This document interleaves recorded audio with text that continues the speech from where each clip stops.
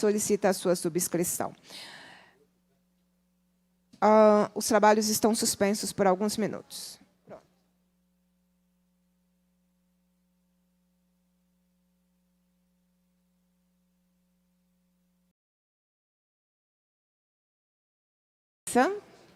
Em todos os aspectos, que é uma audiência que precisa acontecer.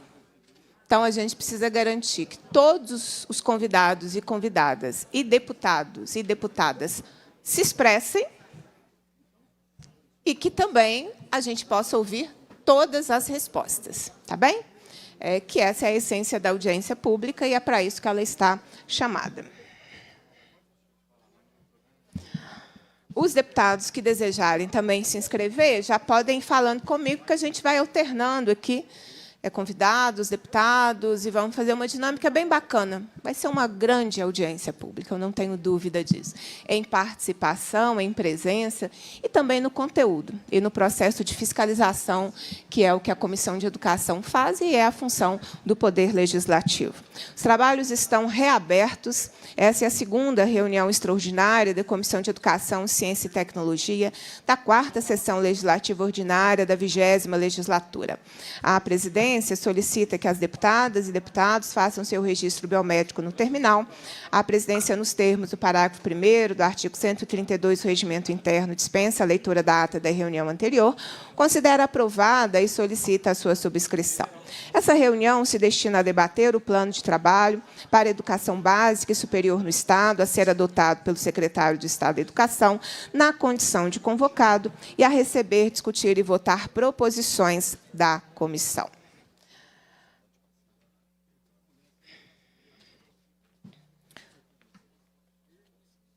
Passa-se a primeira fase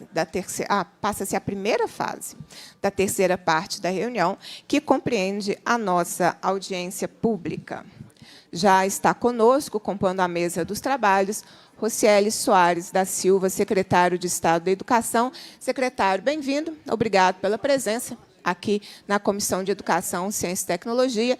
Na oportunidade, eu aproveito para cumprimentar toda a equipe da Secretaria de Estado da Educação que o acompanha, bem como superintendentes regionais de ensino, que também acompanham o secretário de Estado nessa audiência pública. Conosco também Túlio César Dias Lopes, presidente da Associação dos Docentes da Universidade do Estado de Minas Gerais, a DUENG.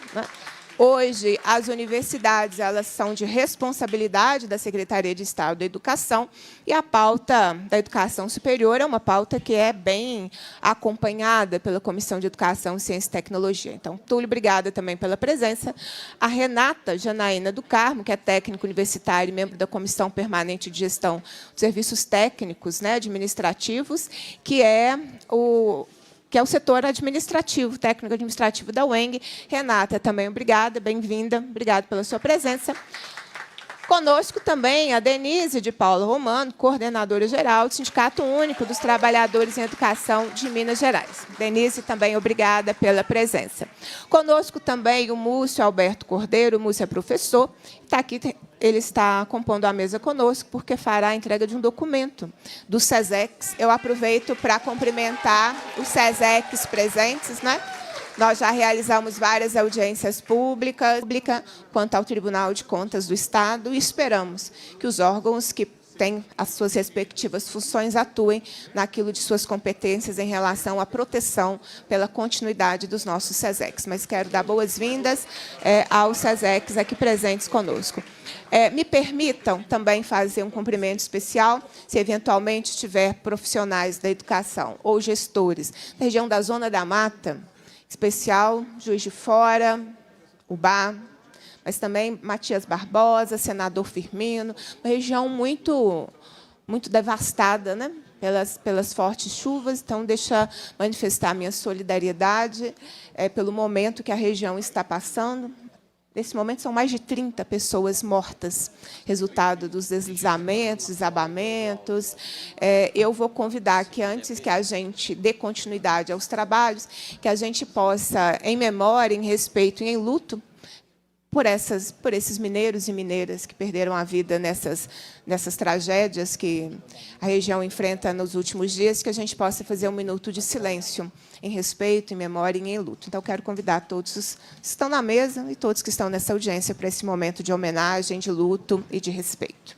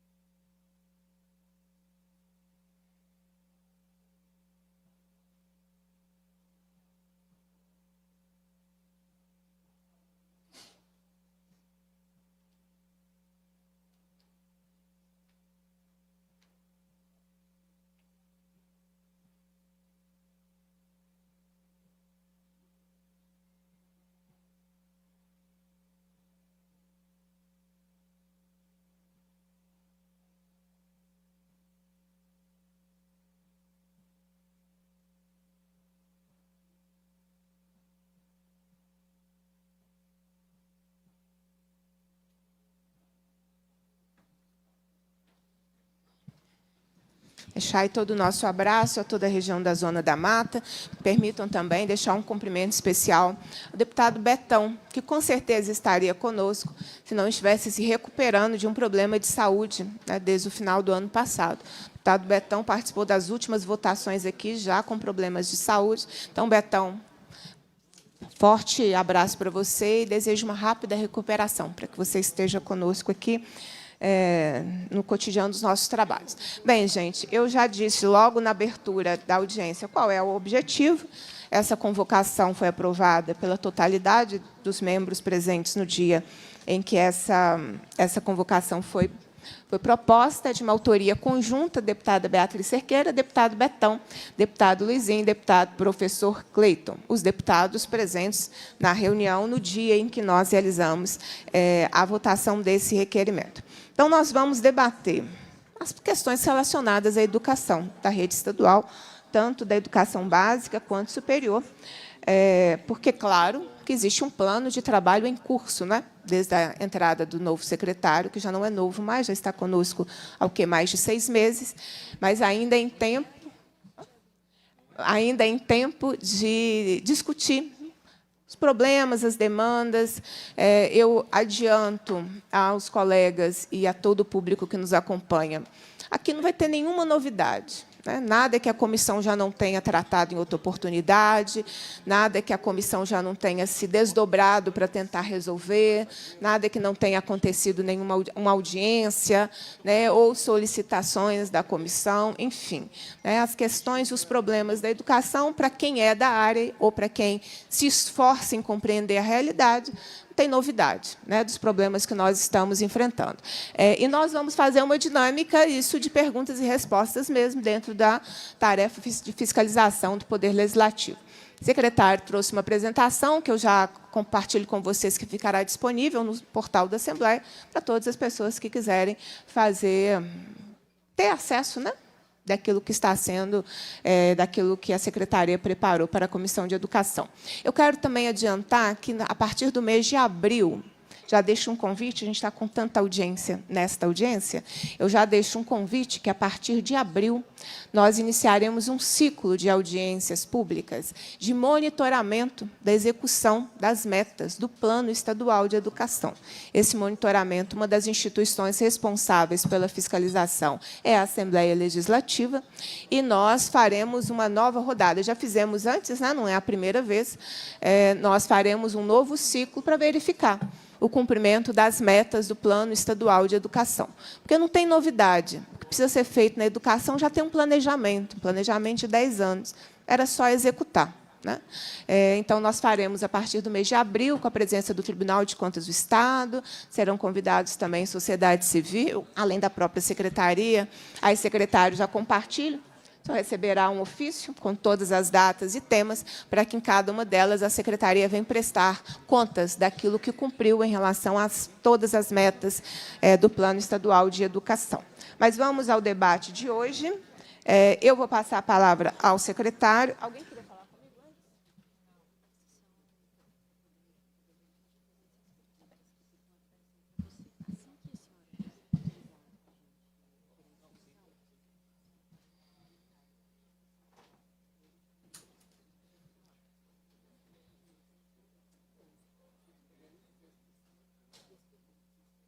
Perfeito. A gente tem uma dinâmica durante a audiência pública que permite a participação online, que fica aqui aberto para que a gente também possa fazer a leitura e o compartilhamento com vocês.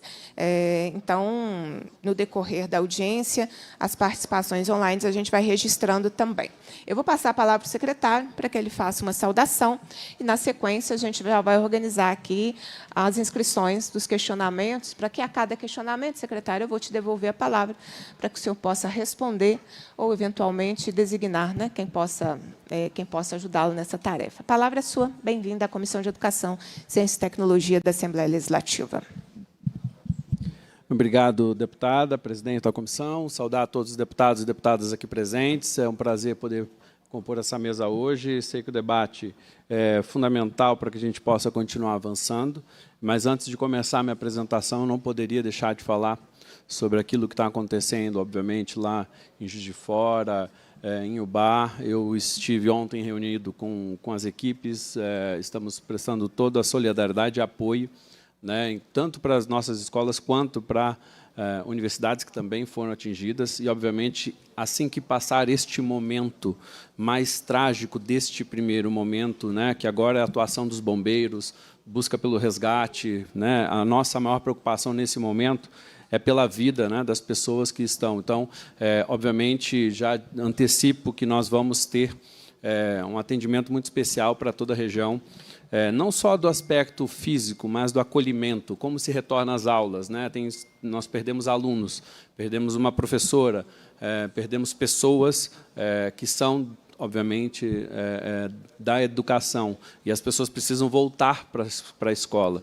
Então, nesse sentido, queria registrar, ontem tive diversos momentos com eles, e deixar aqui a nossa solidariedade e, especialmente, nossa prontidão. Na próxima semana estarei lá na região, inclusive acompanhando, passando, obviamente, este primeiro momento, que agora é ataque da Defesa Civil, dos bombeiros e tudo, para estar junto com as equipes também localmente, para a gente fazer todos os atendimentos necessários. Como disse, não só na parte predial, mas especialmente na humana, né? Porque os alunos vão voltar para a escola sabendo o que aconteceu, sabendo que, né, pode acontecer, vamos ter um processo de atendimento muito especial.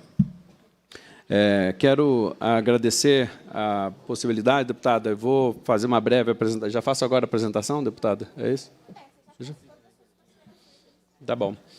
Eu trouxe uma pequena apresentação, na verdade, porque, como a ideia era falar um pouco de planejamento, trazer alguns dados de algo bem genérico, porque eu sei que o debate é o ponto fundamental aqui para a comunicação. Se puder colocar a apresentação...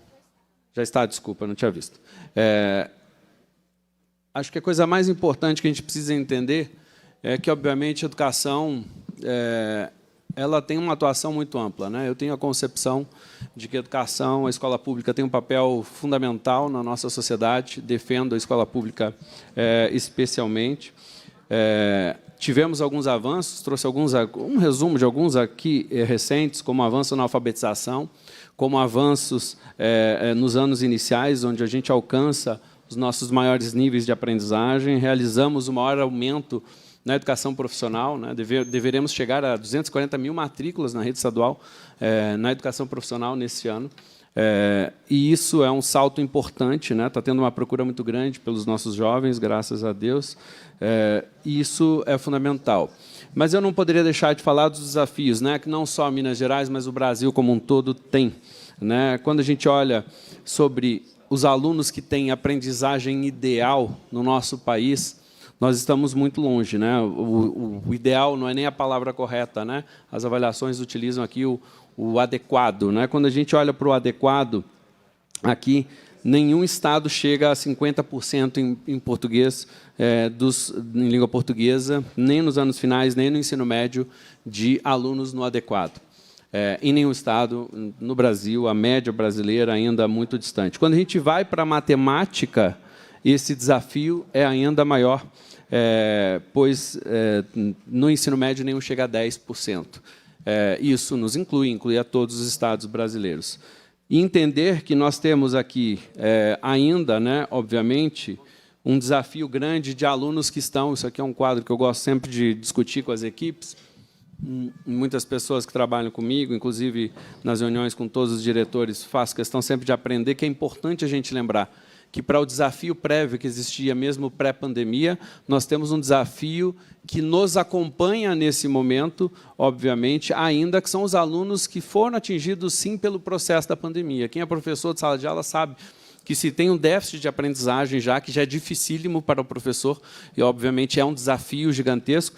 Você tem aquele aluno que, por exemplo, nesse quadro aqui, ó, quando vocês olham, em 2025, né, o aluno que está no 3º ano do ensino médio, que está marcado em azul aqui, ó, na pandemia, ele fez o 7º e 8º ano do ensino fundamental. Então, este aluno, além, obviamente, dos desafios naturais que nós temos na educação, ele tem ainda uma potencialização do desafio que foi a pandemia, porque quando você perde praticamente 7º e 8º ano, seja no processo de convivência, seja no processo da aprendizagem, você traz aqui um desafio ainda maior para a vida desse jovem. Então, ele está carregando. E aí eu posso falar, do 2º ano, ele estava no 6º e no 7º. Quem estava no 1º ano, perdeu o 5º e o 6º. Isso aqui é um exemplo de um quadro.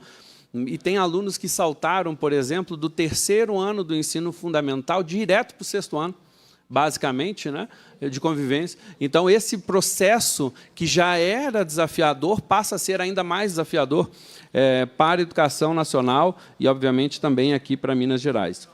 8% dos nossos jovens de 15 e 17 anos estão ficando fora da escola. Aqui estou falando dentro da idade escolar. Esse é um dado que, para mim, é bastante alarmante, porque a gente está falando aqui, de novo, para nós, não é diferente, né? A média Brasil já é elevada, mas para nós também não é simples, né? Nós temos realidades muito distintas dentro do Estado, mas o desafio de fazer com que o aluno, portanto, permaneça e aprenda, porque mesmo aquele que está permanecendo não está chegando ainda no nível adequado. Então, nós temos 2 pilares aqui: fazer com que o aluno venha, permaneça e que a gente consiga avançar na aprendizagem. Esse é o nosso grande desafio que nós temos em relação à educação, e temos buscado avançar nesse sentido.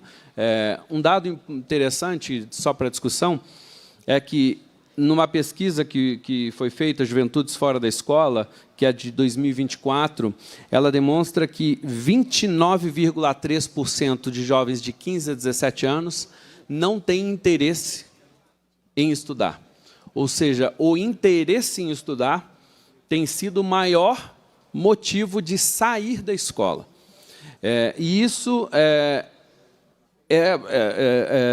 obviamente, um desafio que, nesta geração cada vez maior, cada vez mais conectada com rede social, com uma alta conectividade, né, com uma mudança da formação cognitiva, traz um desafio ainda maior para os próprios educadores, porque você está, por exemplo, tendo que estar dentro da sala de aula, olhando para um déficit de aprendizagem já exponenciado pela pandemia, e muito exponenciado. Quem é professor de mais tempo, que pegou outras gerações, sabe que o impacto de um aluno que fica num TikTok da vida, num Instagram da vida, em redes sociais da vida, ele não consegue conectar por mais tempo. Então, olhar para essas perspectivas, sem falar em outros desafios que permanecem, obviamente, elevados, né? Gravidez na adolescência continua sendo aí um desafio enorme ainda, né, em nível nacional e, obviamente, também regional. E qual a nossa perspectiva? Aqui, muito rapidamente, já quase concluindo, deputada, eu pensei alguns poucos desafios aqui, obviamente, porque a gente tem muito mais desafios que esse, né? Dado o tempo que é bastante curto, nós temos aqui o que a gente chama, eu apelidei de uma mandala, né, daquilo que demonstra o que é a nossa estrutura de planejamento de trabalho em muitas frentes simultâneas, né? Eu tenho trabalhado muito próximo a diretores, às regionais, a todas as áreas mais próximas da ponta, vice-diretores, especialistas, que são fundamentais nesse processo, buscado aproximar bastante, porque, obviamente, a educação não vai se resolver com apenas uma situação, e nem em um momento único, né? Não existe bala de prata, não existe milagre que se faça, é um processo bastante elevado. E quando a gente olha aqui dentro desse processo, Esse primeiro arco de fora, o vermelho ali, ele tem pontos que que eu gostaria de chamar a atenção. Um deles, obviamente, esse primeiro é a convivência escolar e participação das famílias. Primeiro que a concepção de que educação exclusivamente da escola, ela não pode ser mais encarada assim, né? Existe um abandono, muitas vezes, intelectual, um abandono da família na participação junto às escolas. Muitas famílias já desestruturadas, obviamente, que a gente precisa encontrar uma maneira de diálogo. Então, nós precisamos aproximar cada vez mais, ter mecanismos de aproximação e ouvir com as famílias. É algo que está sendo muito trabalhado nesse sentido, especialmente dentro desse ano. Nós vamos avançar nisso.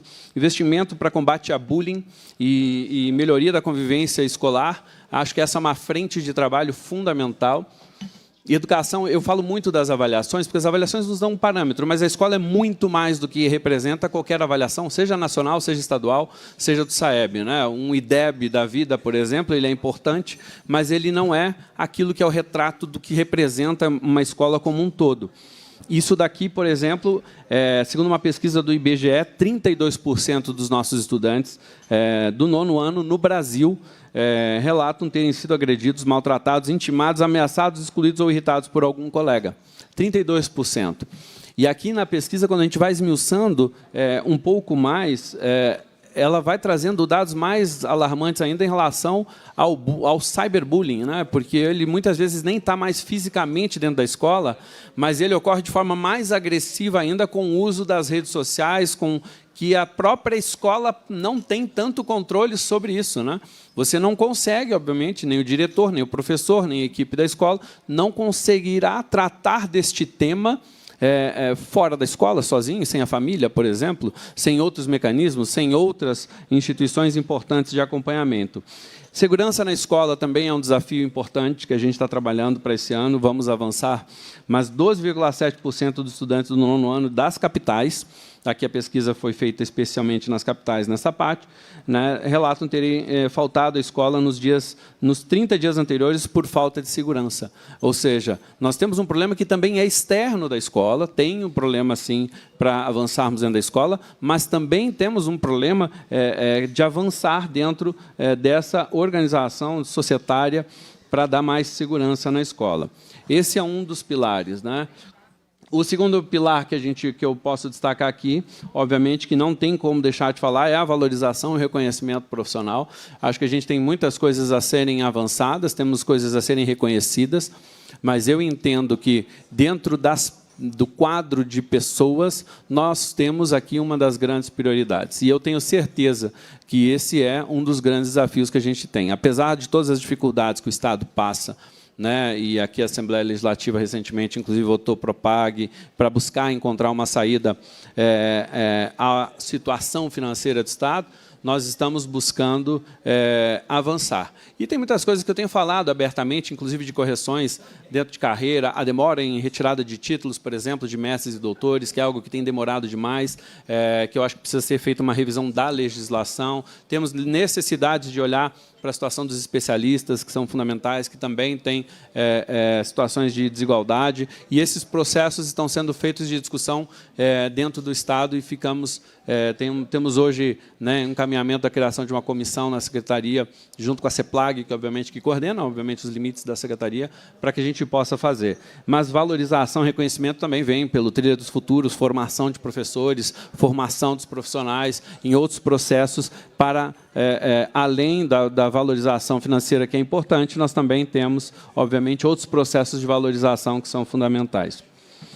Dentro da gestão educacional, a reformulação, obviamente, aqui a gente fala de regime de colaboração, de estrutura organizacional, a gente fala de gestão escolar, gestão de recursos, né? A descentralização de recursos para as nossas escolas, ela é fundamental.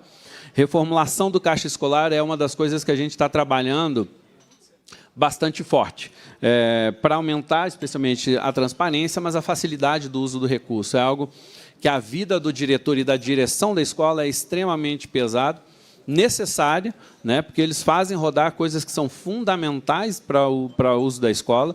Nós temos 3.400 escolas, 1.600.000 alunos aproximadamente, e dentro desse número de escolas e de alunos, não tem como a Secretaria não estar apoiando, se não for com um processo de descentralização, com uma gestão melhor. Tanto desburocratizar um pouco daquilo que é excesso, sem tirar a segurança jurídica, mas também olhar, né, para aquele processo que é fundamental. Uma alimentação escolar, como foi avançado, por exemplo, depende muito de um processo do caixa escolar, e a gente tem avançado muito em relação ao que foi encontrado anteriormente.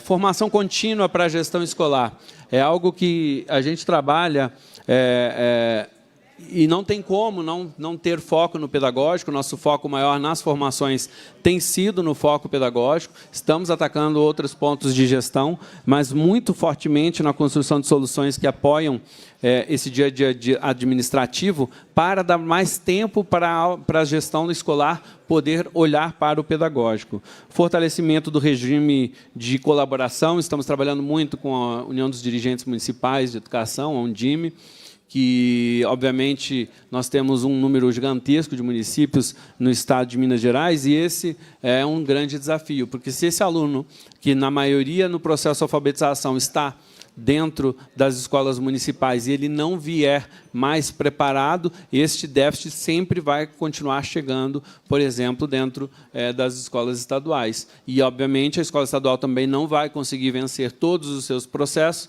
vai devolver à sociedade um aluno sem a formação ideal. Portanto, o regime de colaboração tem que ser encarado de uma maneira muito maior do que a minha rede ou a rede deles, né? Não é mais a rede municipal ou a rede estadual, é como que a gente encara realmente como rede pública. Temos avançado muito no crescimento do investimento na educação, apesar do cenário fiscal, que é desafiador, nosso nível de endividamento é extremamente elevado, ainda assim, a gente tem buscado investir mais em educação. Dimensões da gestão, falando um pouco aqui rapidamente, deputada, são realmente para encaminhamento final. Peço perdão por extrapolar um pouco mais aí os minutos, mas eu não posso deixar de falar de gestão de condições de aprendizagem, né? Professores com dedicação para a iniciativa de projetos de recomposição da aprendizagem tem sido uma grande prioridade. Para a gente é fundamental. Nós temos mais de 1.000 turmas de agrupamentos temporários nas escolas em 2025. Nós temos a consolidação dos investimentos em alimentação escolar, que é fundamental nesse processo de gestão. Melhoria, eu posso falar de gestão e também trazer aqui a formação das nossas cantineiras, que tem sido um grande desafio também, elas são fundamentais para o desenvolvimento disso. Melhoria da conectividade, equipamentos e sistema das escolas. Obviamente, a gente não, eu particularmente sou absolutamente contra o uso do celular por aluno, se não for para foco pedagógico, mas ter a tecnologia à disposição para que o professor decida o momento de utilizar, sim, sou a favor. Portanto, reequipar as nossas escolas, dar conectividade com mais alto nível é fundamental. Climatização, né? Climatização das escolas com foco em criar cada vez mais um ambiente mais adequado. Climatização, a gente sabe que nós temos regiões, a gente tem um estudo que mostra quais são as cidades, as regiões que têm maior elevação de temperatura em determinados períodos, que é quase um impedimento de funcionamento, obviamente, das nossas escolas. Determinado calor, obviamente, você não consegue ter um nível de concentração. Portanto, climatizar a escola não é luxo, mas sim uma fonte importante de melhoria do processo da gestão. Dentro da gestão pedagógica, destacar que a gente tem buscado trazer, né, inclusive logo que cheguei a gente começou a trabalhar, apelidamos lá com detox pedagógico, né, tirar um pouco de tantas coisas que as escolas estavam precisando fazer e botar mais foco no processo da aprendizagem de forma mais central, trazendo, portanto, mais clareza nessas iniciativas prioritárias para a escola, desonerando o tempo das equipes escolares de outros temas que não eram tão pedagógicos. Por isso que modernizar o processo de gestão é fundamental para que a gente consiga trazer mais foco dentro, obviamente, do processo pedagógico. E por isso que esse núcleo aqui é o núcleo central, né? A criação e fortalecimento do acompanhamento pedagógico com foco na formação e serviço. A gente tem a gente acredita muito, tanto na equipe gestora quanto nas superintendências, cada vez mais num processo de formação de pares e de acompanhamento, né, a partir dos pares. Aqui, o PRA está sendo todo reformulado, são professores da rede que têm trabalhado, ajudado a acompanhar, tanto fazer o acompanhamento, mas também a formação em loco, e essa é uma mudança importante, não é só ir lá para acompanhar uma planilha, se a escola está cumprindo isso ou aquilo, mas fazer a discussão dos processos pedagógicos de maneira mais construtiva. Ampliação de apoio aos professores com materiais, racionalização do processo de impressão, que era feito de forma totalmente descentralizada, construção de novo modelo de formação continuada, como disse, isso é um processo muito central. A escola de formação é muito importante, mas nós precisamos chegar em 3.400 escolas, mais de 200 mil colaboradores, e, obviamente, esse é um grande desafio que nós temos. Racionalização das avaliações na rede, né? Nós começamos a diminuir para tirar algumas avaliações que são duplicadas dentro das mesmas séries, né? O aluno chegava e fazia o SAEB, fazia o CIMAV, e mais as avaliações da própria escola, e, obviamente, esse aluno ficava muito mais esgotado, sem nem saber o que era o foco da aprendizagem. Então, fizemos uma reorganização e vamos continuar nessa toada, né? E, obviamente, a escola tem aqui a ampliação da oferta da educação técnica, acho que vale destacar de novo, né? Como disse, a gente deve chegar a 240 mil matrículas, já estamos com mais de 200 mil. A implementação de 30 escolas bilíngues, que tem sido um processo de sucesso. E falar do EJA, né? Tanto da EJA quanto do Trilhas de Futuro EJA, que para mim são importantes. O EJA é, sim, uma política importante. Nós estamos...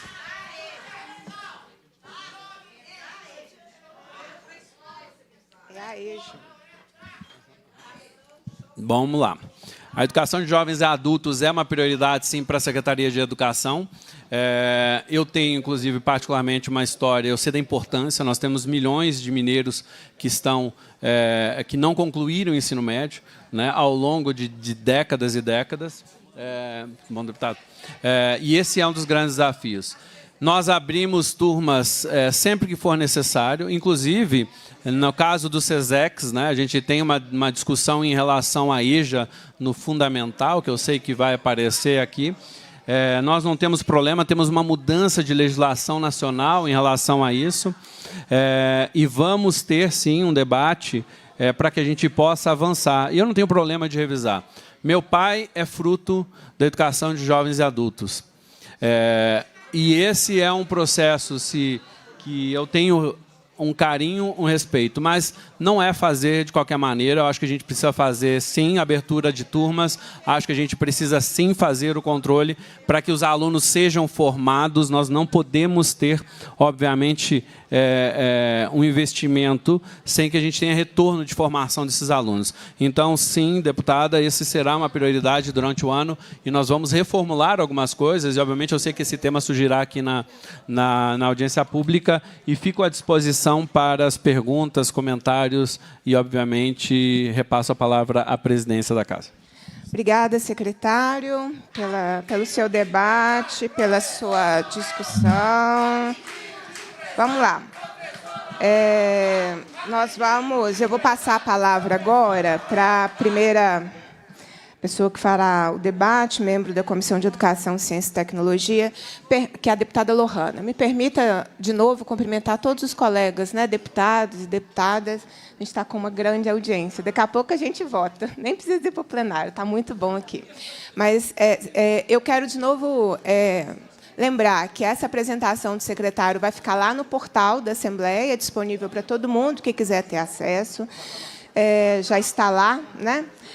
Mas, assim, algumas questões que serão trazidas no decorrer dos debates, mas, primeiro, de fato, secretário, quando chegar o momento dos questionamentos, um questionamento que o senhor vai ouvir muito bem diz respeito à educação de jovens e adultos no SESEC, não é?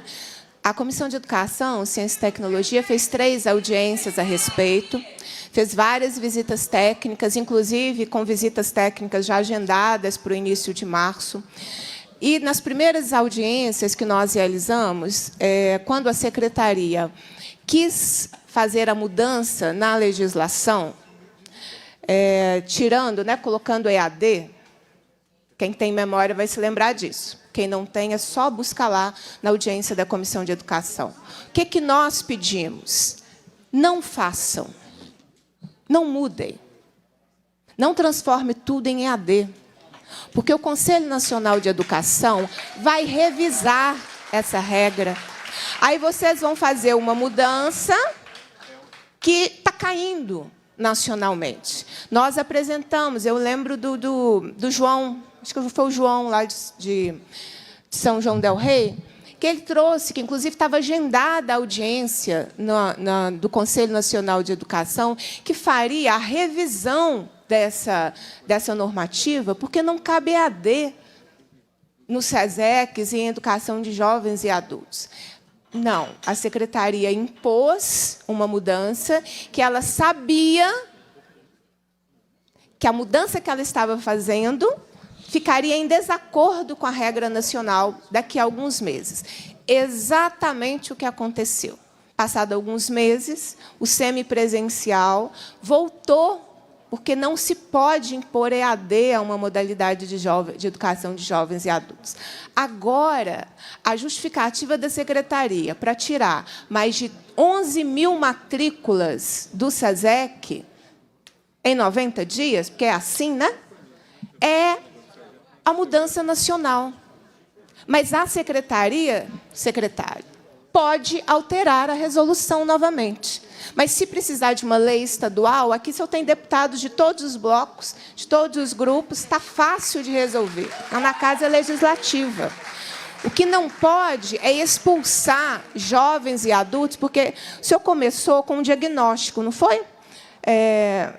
Cerca de 8% do público de 15 a 17 anos estão sem aprender. A necessidade de trabalho e falta de interesse é um dos principais motivos do abandono nas nossas escolas. Ou seja, a secretaria está expulsando mais de 10 mil jovens de concluírem a EJA no ensino fundamental. Então, assim, de fato, é um ponto que mobiliza muito. Quem acompanhou os trabalhos na primeira reunião da Comissão de Educação viu que, inclusive, nós aprovamos solicitação de informações aos municípios, porque o fechamento da educação de jovens e adultos no SESECs não está acompanhado de negociação para que os municípios absorvam essa demanda. Os meninos vão ficar, os meninos que já não são meninos, né, vão ficar na rua. Então, de fato, um pedido que será entregue daqui a pouco será para revisão da normativa. Eu só preciso fazer uma correção. O senhor disse que educação de jovens e adultos não pode fazer de qualquer maneira, mas ela não é feita de qualquer maneira no SESECs. Ela não é feita de qualquer maneira no SESECs. Próximo dia 2 de março, a Comissão de Educação vai fazer uma visita técnica ao SESEC de Contagem. Eu te convido para irmos juntos. Porque a visita técnica é uma visita de escuta. A EJA no Estado não é feita de qualquer maneira. O que eu vejo quando eu visito escolas regulares é que elas não têm autorização para abrir turmas de EJA de acordo com as demandas. Se nós fizermos um levantamento, não são poucas escolas que têm demanda. Outro dia eu visitei uma escola estadual em Matosinhos, que o grupo me dizia isso. A gente tinha demanda. E nós não fomos autorizados a abrir matrícula de educação de jovens e adultos no ensino fundamental. Então, o que eu escuto da visita em escola é o contrário.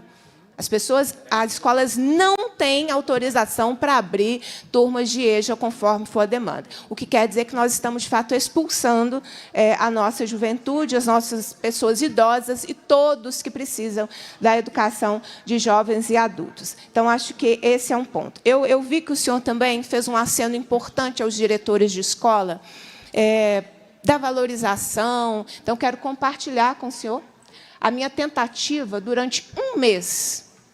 Tem alguém aqui da comissão da CCJ? Não. Tem. Então, você não vai me deixar mentir.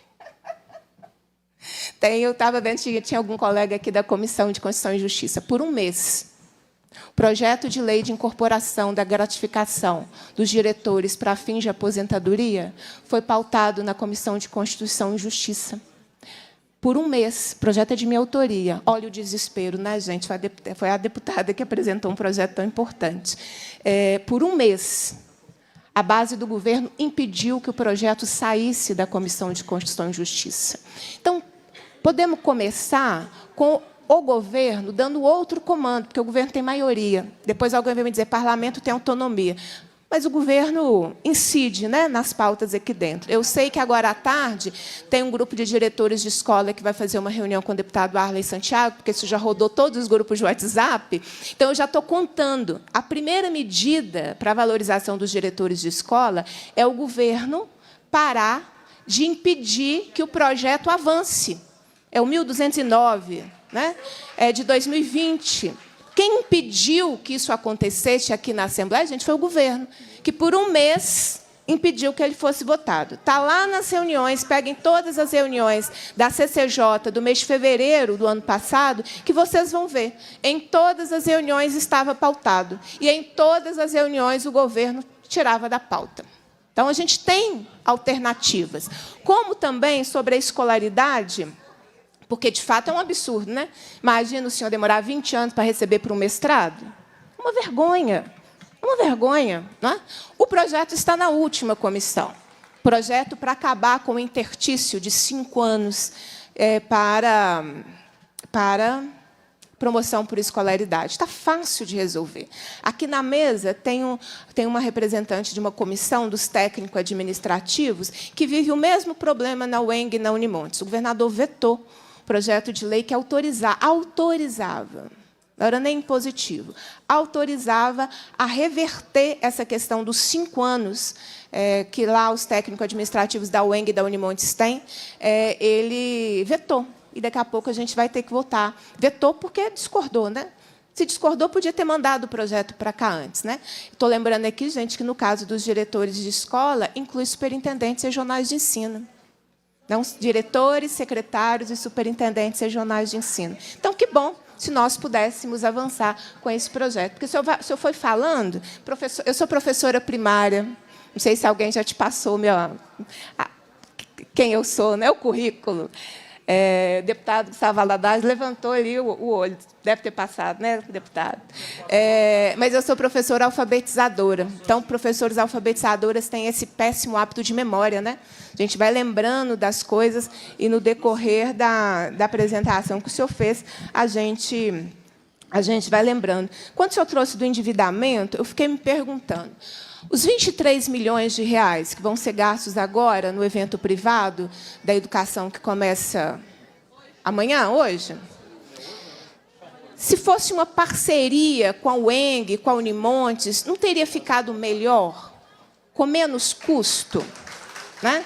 Quando chegar a minha hora de fazer pergunta, eu estou com um levantamento aqui de mais de 300 milhões de contratos para fornecer livro, embora a gente tenha Programa Nacional de Livro Didático, tem empresas de São Paulo contratadas aqui, para fornecer aquilo que a escola não está pedindo. Mais de 300 milhões. Será que esse dinheiro não poderia ter sido empregado para que as nossas universidades pudessem dar o suporte pedagógico à totalidade da rede? Porque, quando a gente está endividado, a gente vai fazer essa dinâmica de contratação, mas, quando for a minha vez de perguntar, eu vou fazer essas perguntas. Agora, eu vou passar a palavra à deputada Lohana para os seus questionamentos.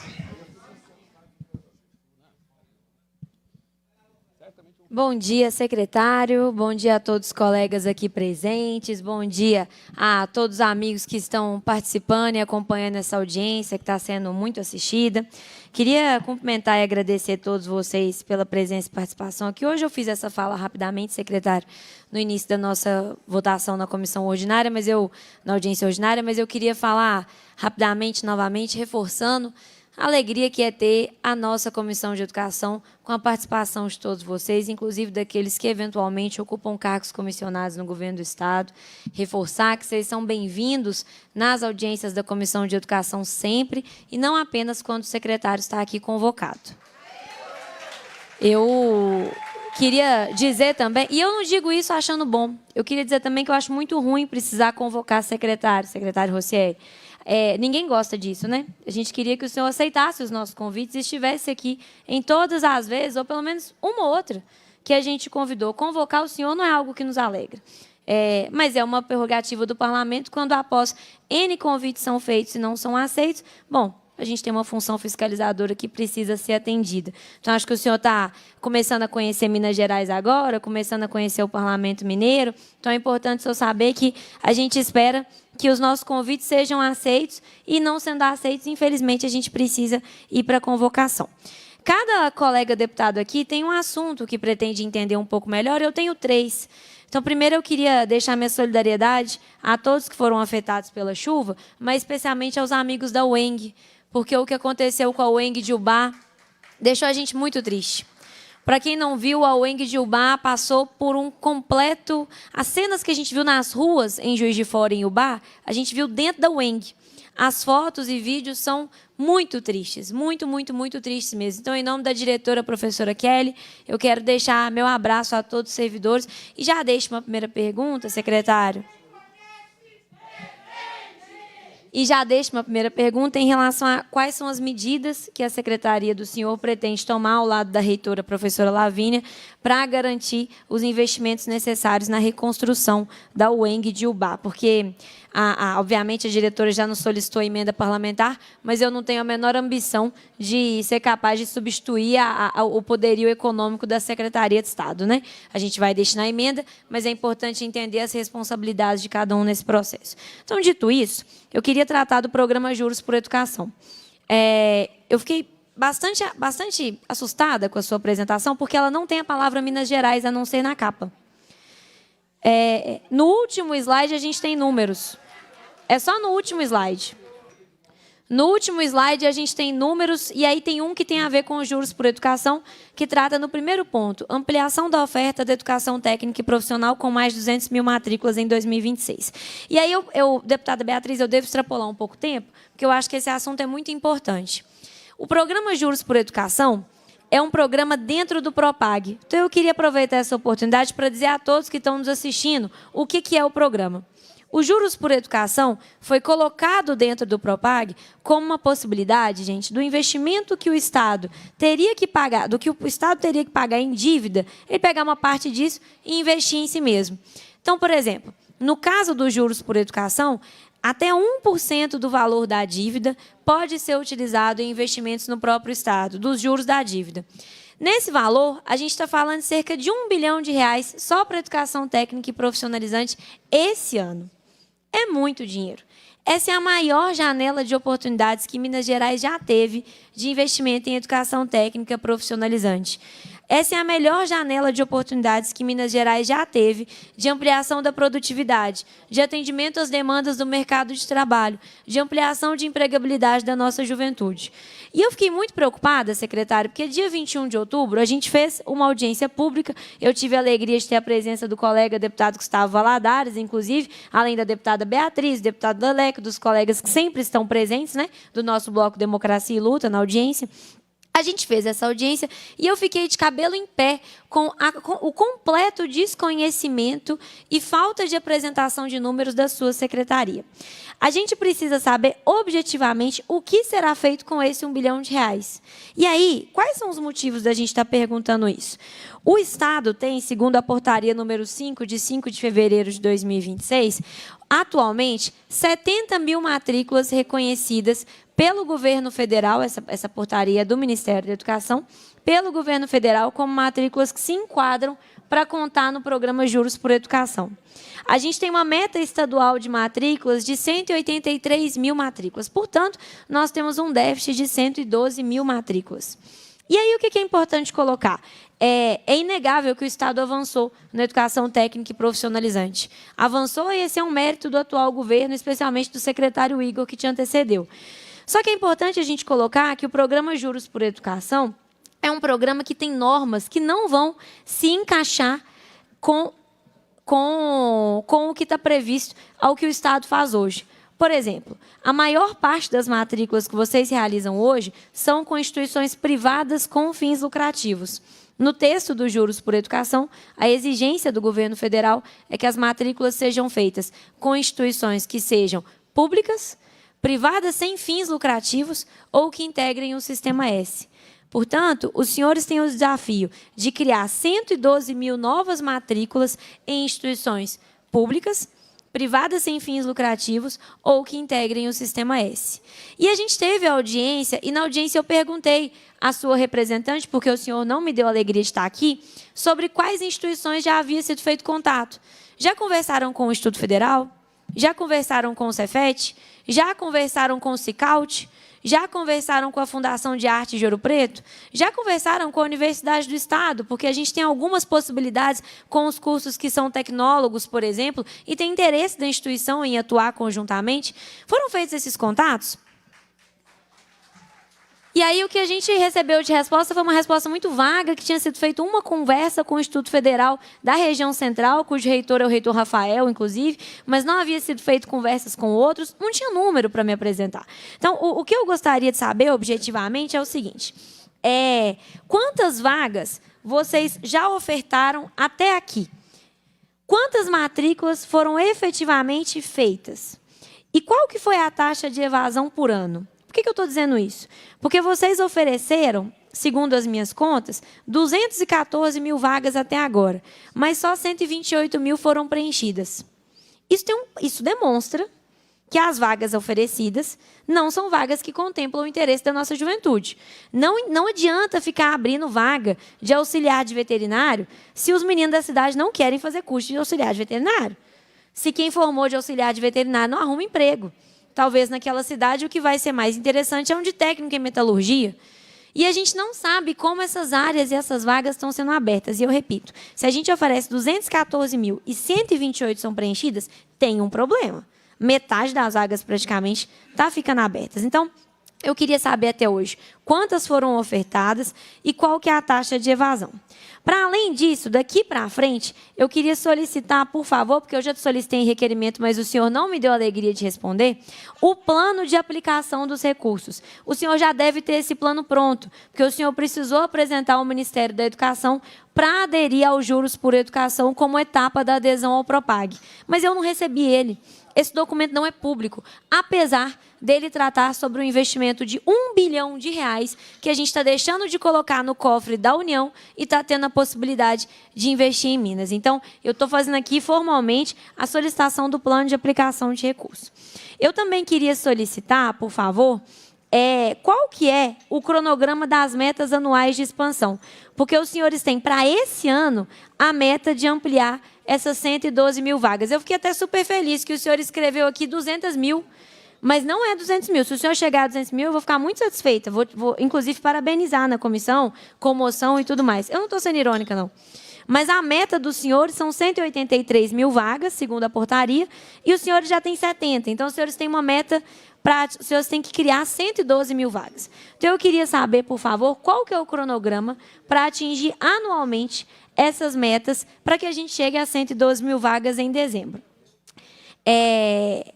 De matrículas, não vagas. Para além disso, como 60% desses 1 bilhão tem que ser para educação técnica, ainda tem 40% livre. Que eu queria saber o que os senhores pretendem fazer com esse dinheiro.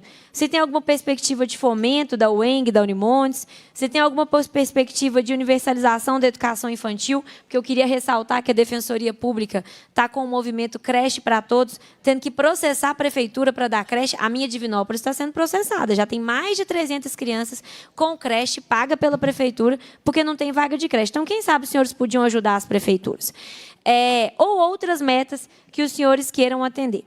E, por último, eu queria te perguntar se todo esse benefício financeiro obtido com a redução dos juros está sendo integralmente convertido em investimento adicional na educação, ou se está simplesmente substituindo despesa prevista no orçamento. Então, esse é o assunto sobre os juros da educação. O senhor prefere me responder sobre ele antes de eu ir para as escolas cívico-militares e UNAI, ou eu posso ir tudo junto? Tudo junto. Pode fazer todas as perguntas. Então, vamos lá. Obrigada, secretário. Em relação às escolas cívico-militares, a gente tem uma questão muito séria que eu preciso entender objetivamente do senhor se os senhores vão descumprir a decisão judicial do Tribunal de Justiça. Eu estou perguntando isso muito objetivamente mesmo, Porque o vice-governador falou que vão, né? E aí, como o senhor é quem vai assinar e é o seu CPF que vai estar em risco, eu queria perguntar ao senhor se é isso mesmo ou se foi só retórica do vice-governador. É só entender isso objetivamente, por favor. Eu também queria entender, por favor, quanto vai custar cada militar. Porque a gente fez esse debate na última audiência, que foi na véspera da saída do secretário Igor, e ele, infelizmente, não tinha essa resposta. Eu espero que o senhor tenha. Que é quanto vai custar cada militar, porque a gente não está sabendo quanto ele vai custar e se vai ter diferença se a escola tem 150 meninos, se a escola tem 300, se tem 500, se tiver 150 é um militar só, se tiver 300 meninos são 2. Eu precisava entender isso, por favor. Eu também precisava entender a quem ele está subordinado. Pergunto isso porque tem gente ruim de serviço em todo lugar, na iniciativa privada, no serviço público, infelizmente a gente sabe que tem. Então, se um militar descompensar lá, pegar o braço de um menino, fizer um negócio que não deve fazer, quem é responsável por ele? Por quê? Se uma professora fizer alguma coisa fora da atribuição dela ou errada dentro da escola, é responsabilidade da diretora resolver. Noticiar a superintendência, abrir PAD, fazer o que tiver que fazer. Se o militar fizer isso, ele está subordinado a quem? Quem é responsável por ele? Isso é uma pergunta importante da gente entender, por favor. Eu também queria entender quais são os indicadores pedagógicos, tipo IDEB, que justificam esse programa. Porque na audiência que a gente fez no ano passado também, a gente mostrou, eu inclusive trouxe o microcosmo de Divinópolis. Fico muito feliz que a nossa superintendente, a Luísa, está aqui, queria cumprimentá-la em público, deixar meu abraço. Em Divinópolis, a gente tem 33 escolas estaduais, secretários, mais o SESEC. Vocês escolheram 14 lá para poder fazer escola militar. E essas 14 são escolas top. São escolas que têm biblioteca, quadra, algumas quadra coberta, laboratório. São escolas assim, meu menino, seu menino, os meninos, qualquer um aqui pode estudar lá que vai ser muito bem atendido. E aí vocês escolheram as 14 com o melhor IDEB da cidade.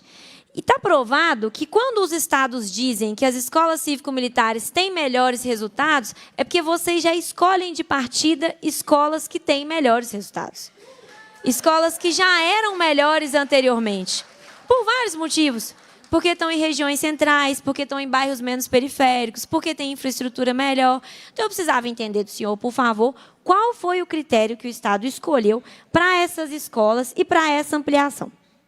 Para além disso, eu também queria te perguntar, secretário, por favor, sobre a segurança nas escolas, se vocês pretendem consertar a sua resolução, a resolução da secretaria, a resolução 4.701 de 2022, que eu até falei rapidamente sobre ela na reunião ordinária. E essa é a minha última pergunta. Por quê? Porque essa resolução ela foi criada para regulamentar a Lei 13.935. E essa, secretária, foi uma promessa de campanha minha resolver esse negócio, então isso me dói na minha pele, sabe? Deixa eu te contar. A gente tem a Lei 13.935, que fala que tem que ter psicólogo, assistente social em todas as escolas, né? Tem que ter esse atendimento. E aí, Minas tem 3.500 escolas, se eu não me engano. Hoje vocês estão atendendo, e foi isso que vocês responderam para o Ministério Público na minha denúncia, que está correndo, 2.000 escolas que vocês atendem. Essas escolas estão em 351 cidades. Mais cedo, na reunião ordinária, registrar a presença da nossa reitora Lavínia. Obrigada, viu, reitora, pela sua presença aqui. Essas 351 cidades correspondem a 41%. Eu errei mais cedo, viu, pessoal? Porque eu disse que era 55%. É 41% do Estado que é atendido. Então, o senhor, secretário, está descumprindo a lei em mais de metade do Estado. A Lei Federal 13.935 não está sendo cumprida em mais de metade do Estado. Quer dizer que mais da metade do Estado não tem psicólogo e assistente social. Então, se a gente tiver um episódio de violência escolar lá em Leandro Ferreira, na minha região, que não tem 6 escolas estaduais, a solução não é colocar um militar lá dentro. A solução é cumprir a lei. Até porque, para colocar o psicólogo e o assistente social, já tem lei aprovada. Para colocar o militar, não tem. Foi por isso que o Tribunal de Contas suspendeu. Então, eu queria pedir objetivamente do senhor uma resposta sobre a ampliação da resolução, secretário, e se o senhor pretende continuar descumprindo de forma contumaz a Lei 13.935 e atendendo 3.500 escolas, atendendo 2.000 escolas das 3.500 que a gente tem, 351 cidades das 853 que a gente tem. Inclusive, eu queria lembrar aos colegas deputados que todos os senhores são bem votados nessas cidades. E aí, se tiver algum episódio de violência numa dessas cidades, não vai adiantar a gente ficar falando que tem que pôr o policial lá dentro. É mais efetivo prevenir com psicólogo e assistente social e investir na patrulha escolar para garantir que os nossos policiais estarão onde eles devem estar, que é protegendo ao redor da escola.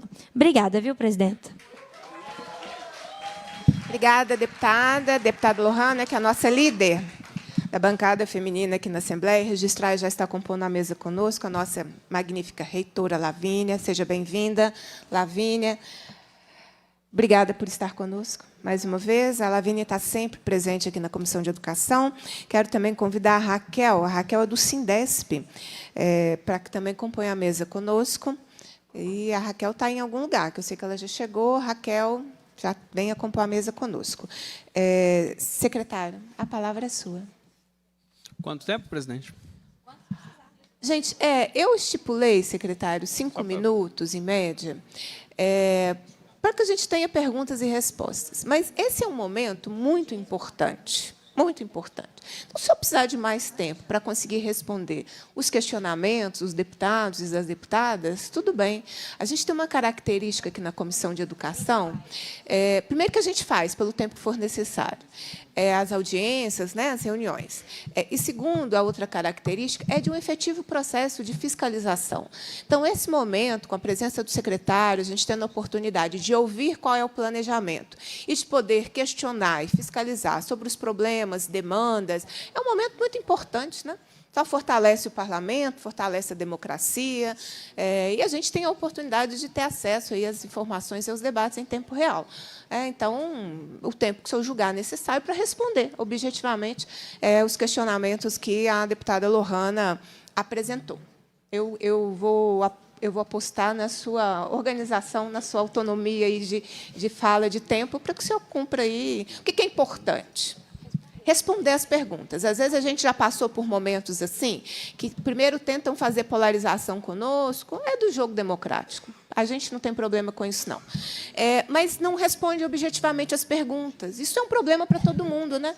Porque se quer saber sobre questões juros por educação, educação profissional, sobre psicólogos e assistências na escola, e todos esses assuntos que a deputada Lohana abordou, me permita, deputada, compartilhar a informação, de que foram amplamente trabalhados na Comissão de Educação. A deputada Lohana já fez várias audiências sobre a questão dos assistentes sociais e dos psicólogos na escola. A deputada Lohana liderou uma audiência importantíssima sobre os juros por educação. Então, é muito importante, né, que a gente tenha, de fato, todas as respostas. E acho que, diante, de fato, de algumas ausências, eu tive uma experiência muito ruim, sabe, secretário? Memória de professora primária. A gente fez uma audiência sobre o socioeducativo. E, infelizmente, o senhor designou pessoas que não conheciam a realidade do socioeducativo e trouxe muita dificuldade ao próprio debate da audiência. Sabe? Então, se nós pudéssemos, inclusive, pactuar que, nas audiências, venham as pessoas, né, que possam nos trazer, efetivamente, os questionamentos. Eu estou vendo o Tarcísio ali, mas, por exemplo, toda vez que vai trabalhar quadro de pessoal, a equipe do Tarcísio vem, responde, né? Leva a demanda, resolve, são questões práticas, objetivas, funcionais, né, Tarcísio? Aproveitar e cumprimentá-lo, né, em seu nome, toda a equipe da secretaria que está aqui. Então, acho que a gente já podia até ir pensando nisso, porque a comissão vai continuar te convidando, né? Vai continuar fazendo as discussões. Então, a gente precisa avançar, né, e conseguir fazer o nosso trabalho parlamentar. Então, feitas essas considerações, a palavra é sua, se eu possa responder os questionamentos da deputada Lohana. Obrigado, deputado, deputada Lohana. Primeiro, queria começar cumprimentando a reitora Lavínia, que chegou. Já tive a oportunidade de reunir algumas vezes, né, magnífica reitora. Primeiro, dizer que lamentamos aqui, acho que todos já falaram, mas todos lamentamos muito o que aconteceu em Ubá. Em primeiro lugar, né, a universidade realmente passou lá. Inclusive, ontem manifestamos já oficialmente a universidade, a UENG, ontem mesmo tomamos a iniciativa de dizer que estamos à disposição, magnífica reitora, para que a gente possa recompor, obviamente, o campus de Ubá. Obviamente, agora vocês vão ter que fazer um levantamento e tudo mais, e assim que o tiver, deputada. Então, já aproveito e respondo a primeira primeiro questionamento, obviamente, a gente depende muito do levantamento, porque a gente sabe que foi realmente muito devastador, não só lá na UENG, mas em outras. Né? É a mesma regra que serve para as nossas escolas. Nós tivemos escolas atingidas em determinados lugares. Também as nossas escolas, após esse primeiro momento, precisam fazer o levantamento do que é, quanto que é, enfim.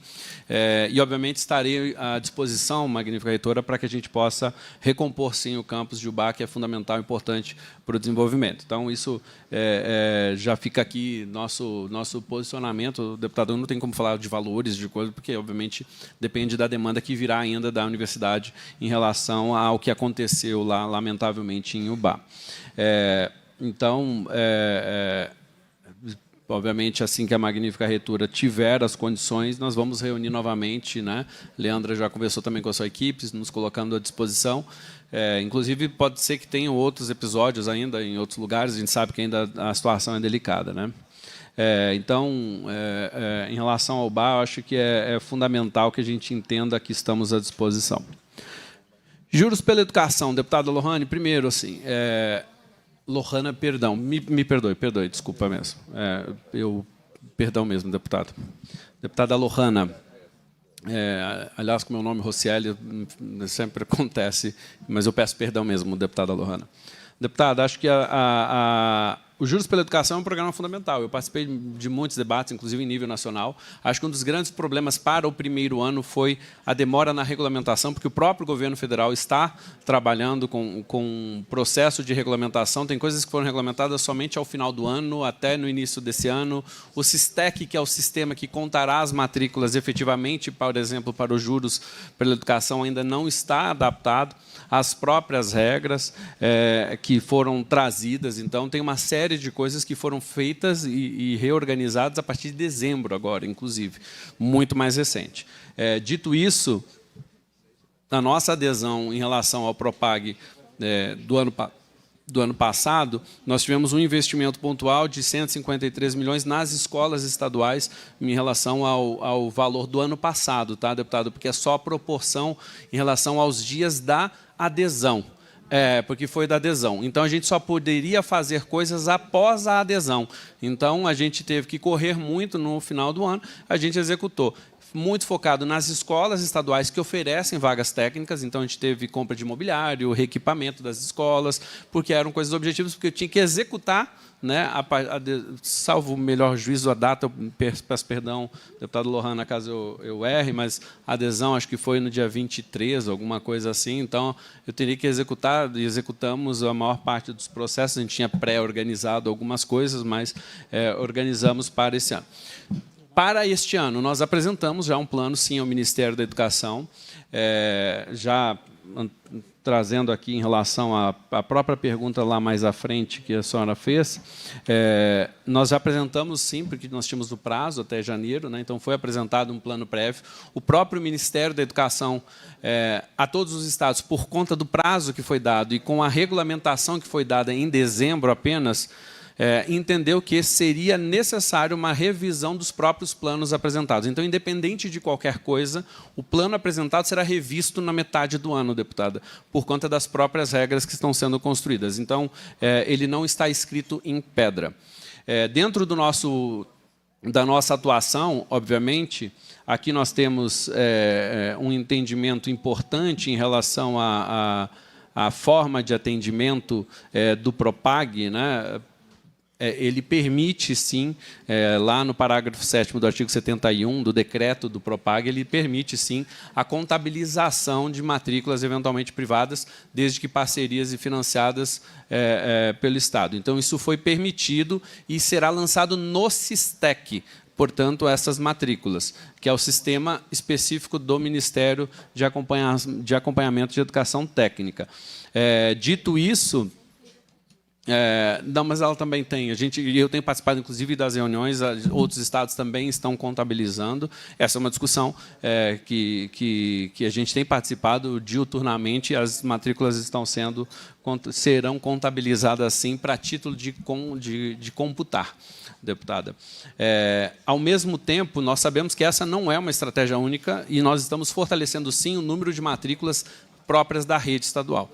Isso é algo que a gente fortaleceu esse ano e quer fortalecer mais, né, que é a oferta das matrículas pela própria rede estadual dentro das escolas estaduais. A gente aumentou bastante, tanto como um itinerário formativo, como com a atividade nas escolas de tempo integral, que a gente tem buscado transformar mais turmas para a educação técnica, e outras possibilidades de atuação diretamente que a gente tem. Além disso, neste caso, deputada, nós temos sim parceria também com o Senai, temos outras parcerias que estão sendo desenhadas, porque a quantidade de matrícula é extremamente elevada. A senhora apontou um dos desafios, talvez, que sejam um dos mais desafiadores, deputada, para mim, sim, quais cursos ofertar? E aqui nós temos a demanda e a oferta. Eu concordo plenamente com a senhora. Ofertar cursos que não gerem a empregabilidade, isso precisa ser, sim, revisto. Então, só que isso precisa ser revisto anualmente, deputada. Nós vamos redesenhar o processo do Trilhas esse ano, já pensando tanto com vagas próprias quanto com outras vagas. Nós vamos redesenhar o processo, estamos refazendo as discussões, vamos fazer, inclusive, audiências regionais para ouvir, entender um pouco melhor as demandas da empregabilidade versus a condição da oferta, obviamente. Seja qual for a modelagem, nós temos hoje situações que são mais diretas de se atender, que são aquelas que têm determinadas vocações que são mais claras, mas nós temos outras regiões que não têm. E tem outros cursos que obviamente, novos que estão surgindo, que podem e devem entrar nesse cardápio. Mas esse é um processo que nós não vemos como estanque. Não existe uma continuidade de determinados cursos que possam ser garantidas. Cursos que não tenham, deputada, que não tenham demanda de alunos não podem ser continuadas naquela região. Ela pode até ter demanda para outra região. E aqui é importante dizer que a gente tem um contrato com a Universidade Federal de Juiz de Fora que fará avaliação dos cursos nesse ano, deputada. Então, a Universidade Federal já foi contratada, ela vai avaliar todos os nossos cursos, inclusive a matriz do curso a matriz da avaliação está sendo discutida, inclusive, com o INEP, porque ela vai servir de base para a avaliação nacional, justamente para, além disso, né, da questão da demanda, que a senhora tem razão, olhar também a qualidade do curso que está sendo ofertado, que é fundamental ter monitoramento, acompanhamento da qualidade. E gerar indicadores de acompanhamento do pós. Como é que é a empregabilidade? Porque a gente forma um aluno, e essa não é uma informação tão simples. A gente está dialogando, inclusive, com o governo federal para ter acesso a algumas informações para poder cruzar, né? Porque ele deixa de ser meu estudante, eu, secretaria, deixo de ter a informação. Ele conseguiu um emprego? Por exemplo, com o INEP a gente discutiu muito, mas é empregabilidade, mas se ele fez técnico em edificações e ele continuou para o ensino superior, é considerado um sucesso também? Não necessariamente a empregabilidade é o objetivo único exclusivo, mas se ele continuar os estudos, por exemplo, no ensino superior, isso estará, por exemplo, na avaliação nacional, inclusive, que nós estamos servindo de base para discussão junto com eles. Porque aí você tem o pilar, então, portanto, de demanda, que a senhora tem razão, mas da qualidade dos cursos que são ofertados, e a Universidade Federal tem nos ajudado bastante nesse processo. Nós, deputada, esse número das 70 mil vagas, obviamente, não está ligado. Nós estamos com uma oferta já de mais de 200 mil vagas e tenho certeza que a gente vai conseguir complementar neste ano um número de vagas suficiente para cumprir matrículas. Isso, desculpa, não, eu estou falando de 2026, tá, deputada, que não estão lançados. Então, o que a gente já acompanha do nosso sistema, nós teremos mais de 200 mil matrículas nesse ano. Esse é o nosso objetivo. Inclusive porque a própria meta, como a senhora trouxe, é mais de 188 mil vagas. Obviamente, nós estamos em processo de consolidação desses dados, porque o sistema de matrícula ainda vai atender mais alunos que nós temos. Mas o preenchimento vai se dar tanto pelo censo escolar, mas especialmente pelo SISTEC. Né? Então, a obrigatoriedade que foi feita na regulamentação é que todas as matrículas que serão consideradas deverão ser lançadas no SISTEC. Não será considerado o que é censo escolar. Por diferenças de metodologia e de aspectos próprios dos juros pela educação que são fundamentais. Importante destacar, deputada, eu estive reunida com todos os institutos federais, inclusive em dezembro estive no Fórum das Universidades, com todos os nossos reitores tanto de institutos quanto das universidades, e discutimos uma série de temas. Um dos temas foi, sim, a construção de parcerias de ofertas que devem ser conjuntas. Nós estamos aprimorando algumas coisas que são necessárias em vários aspectos, não só da capacidade de aumento de oferta de vagas, e sim a rede federal ela é uma rede importante, especialmente os institutos federais, não exclusivamente, né, as universidades, a própria Unimontes já faz parte, né, do Trilhas hoje, por exemplo, mas a gente tem conversado com todas as universidades que há um interesse nosso de fazer um avanço no número de vagas, porque o número de vagas deverá ser crescente nos próximos anos. Então, mesmo eu não teria a capacidade de atender e determinados cursos, a universidade tem muito mais capacidade de fazer com qualidade do que nós teremos, por conta de laboratório. E, às vezes, até pode ser uma parceria, onde ele faz uma parte com a gente, que é uma coisa que a gente está discutindo muito com eles, e uma parte dentro da instituição federal, porque eles têm laboratórios, eles têm outras coisas, e a parte teórica, por exemplo, ser feita dentro da escola, que é algo que a gente está desenvolvendo bastante nesse ano. A gente já está crescendo nesse sentido nesse ano, deputada. É um processo que a gente vai amadurecer bastante com eles nesse ano. A gente sabe que também tem um problema de demanda, né? Que nós temos muitos institutos federais no Estado que estão posicionados em todas as regiões do Estado, institutos / universidades.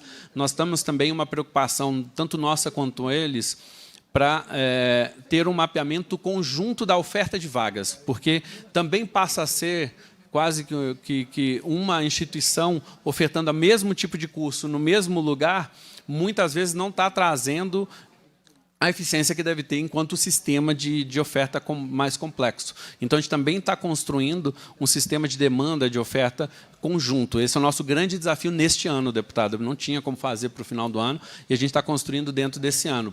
Vou dar um exemplo mais concreto.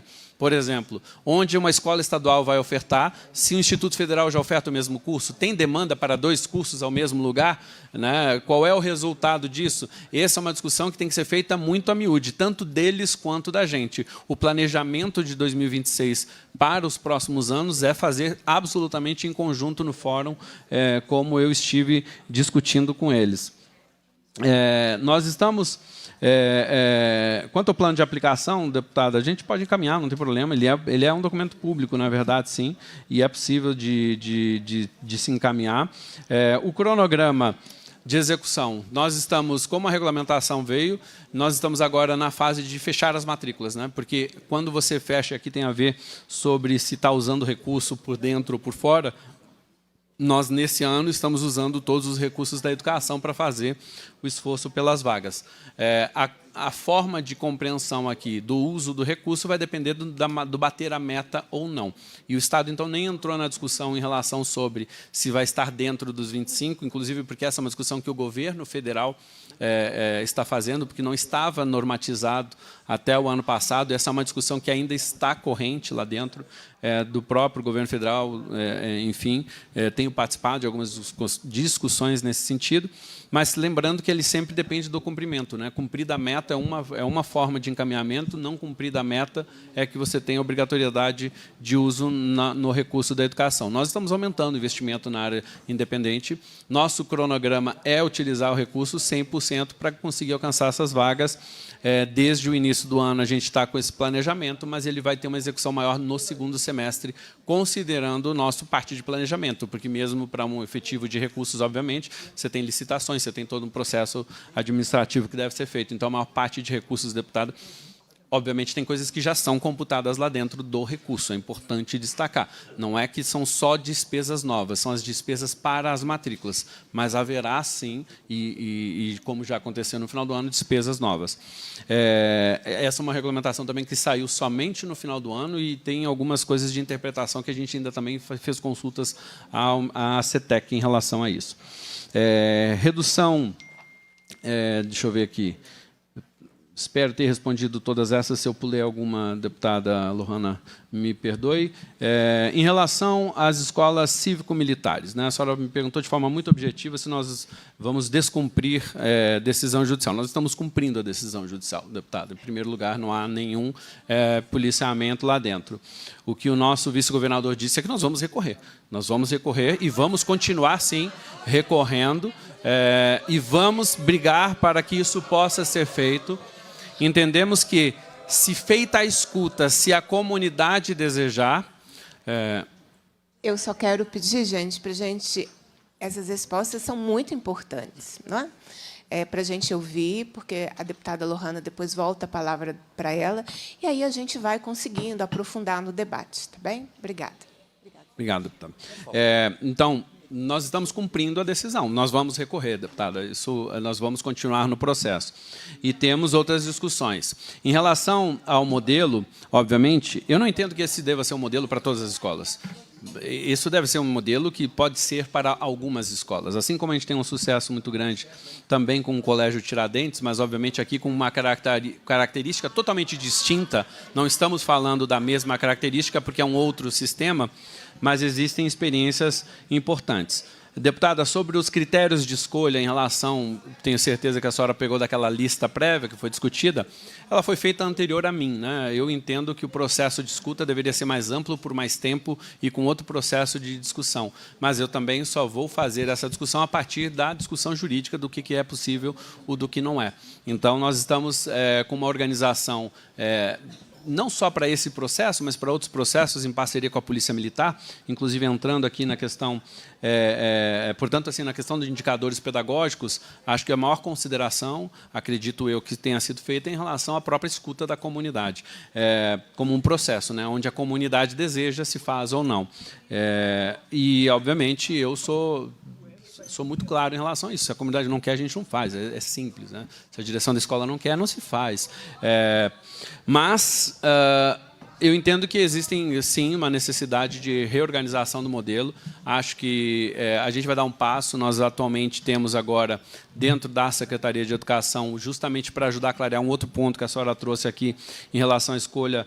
desculpa, não a escolha. A senhora deu um exemplo, né, de quem comanda caso haja um ato dentro da escola que desabone. Como em qualquer lugar, em qualquer tipo de... Não somente cívico-militar, né? O procedimento militar sempre vai pegar sobre os seus colaboradores. Assim, então, obviamente, a Polícia Militar tem um papel de investigação, o que não tira da Secretaria de Educação também o papel de investigação, como coordenação do processo escolar, como atribuição da própria corregedoria juntas. Hoje nós temos uma tenente-coronel que está sediada na Secretaria, isso é uma coisa recente agora, inclusive para a gente discutir da Polícia Militar, assim como a gente tem uma bombeiro também, uma capitã que trabalha conosco, não só para as escolas cívico-militares, até porque, como disse, a gente está cumprindo a liminar, mas para outros processos que envolvem segurança, por exemplo, na escola, né? A gente tem feito estudos de quais são as escolas que estão em áreas que têm maior incidência de desafios em relação à segurança no entorno, né? Para criar cada vez mais um canal de segurança também, com os canais. Aí não, como disse, não se trata aqui de uma relação somente, exclusivamente da cívico-militar. Mas é importante destacar que nós temos uma série de outras parcerias, assim como a gente também vai ter, né, a gente está discutindo isso com a Defesa Civil para também ter, nós temos 3.400 escolas, acabamos de ver uma tragédia que precisa ter treinamento dos nossos colaboradores, como é que se faz uma evacuação, né, então, nós temos outras tantas parcerias e ter um ponto central, focal, como temos a boa experiência, seja com bombeiros e também estamos envolvendo com a Defesa Civil, também ter com a Polícia Militar. E, a partir disso, obviamente, em continuando o projeto, ela terá um ponto central também relacionado com a Secretaria de Educação, diretamente para ela estar lá dentro da Secretaria de Educação. Algo importante, né? A coordenação pedagógica no modelo das escolas cívico-militares, e eu acho que ele carece de revisão e várias coisas de processo, ele é da Secretaria de Educação, né? Os professores permanecem sendo, os diretores permanecem sendo da Secretaria de Educação. Como? Desculpa. Não, ele não respondeu. Do ponto de vista legal, em relação ao procedimento de corregedoria, eles são subordinados à polícia, né? Eles são subordinados à polícia no procedimento correcional jurídico, mas do ponto de vista administrativo, ele é da Secretaria de Educação. Em relação aqui ao entendimento, deputada, à Lei 4.701 dos psicólogos, deputada, nós temos aqui um entendimento que é diferente. Inclusive, essa é uma discussão de todos os secretários, de todos os governos, independente de partido, é de que nós não temos como colocar, e não é o entendimento, não fala de uma pessoa por escola, né? A lei fala de ter psicólogos. E o atendimento de muitos estados, inclusive, ele tem sido... Essa é uma discussão que ainda está latente, né? Diga-se de passagem. Inclusive por limitações orçamentárias, porque para você botar em cada uma das escolas, você tem que contratar 3.400 profissionais, se for um por escola, enfim, o impacto passa a ser bastante relevante, financeiramente falando. Mas, antes disso, deputada, tem a legislação não fala claramente de ser um por escola, fala da obrigatoriedade de se ter. Todavia, eu concordo que a gente precisa ampliar esse aspecto de forma de atendimento.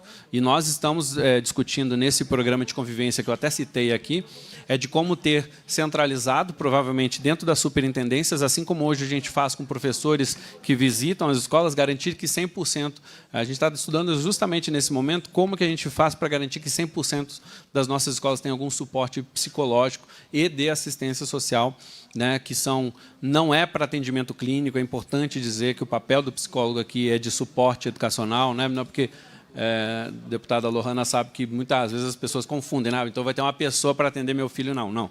Para casos emergenciais se faz um primeiro atendimento, mas precisa ter um encaminhamento, inclusive aqui numa parceria com o sistema de saúde e sistema social. Mas nosso entendimento é de que nós podemos, e é o que a gente quer avançar durante esse ano, deputada, para ter um atendimento como a gente faz de outras formas de atendimento. Ter uma equipe multidisciplinar que percorre todas as escolas, garantindo, como a gente faz comprar hoje nas escolas prioritárias, ter também uma equipe volante, e essa é uma discussão que a gente está fazendo para este ano. Não sei se eu respondi a todas as perguntas e fico à disposição para a sua tréplica. Obrigada, secretário. Deputada Lohana, alguma consideração? Não. Então, sim, consideração. Secretário, obrigada. Algumas coisas o senhor me respondeu, mas todas não foram respondidas. Então, assim, o senhor disse que pode me enviar o plano. Então, eu queria saber, o senhor pode pedir alguém da sua equipe para enviar agora, nesse momento? Nós estamos todos aqui. Logo após a audiência, eu tenho certeza que voltando a gente encaminha. Mas tem assessores aqui nossos. Se o senhor indicar quem é o seu assessor que pode enviar o plano, e para algum assessor meu, o Lucas, que está aqui, que sempre trata muito bem com a gente, pode enviar o plano de aplicação para o Daniel da minha assessoria. O senhor está autorizando? Não tem problema, não. Podemos enviar. Então, envia, por favor, Lucas, para o Dani. Obrigada. Então, isso tá pedido. Eu sugiro que, para entender a questão das vagas que são interessantes por cidade, vocês conversem com a CDL das cidades e com os sindicatos dos trabalhadores, porque aí vocês vão ter a visão de dois lados dessa história e vão entender quais são as demandas dos trabalhadores da região. Eu queria também solicitar o cronograma de atingimento de metas, que o senhor disse que pode me enviar também como plano. Então, se o Lucas puder entregar esse cronograma também, eu entendi, está registrado que eles vão ser revistos ao meio do ano, mas a gente precisa fiscalizar a execução do recurso até o meio do ano. Então, a gente precisa entender isso.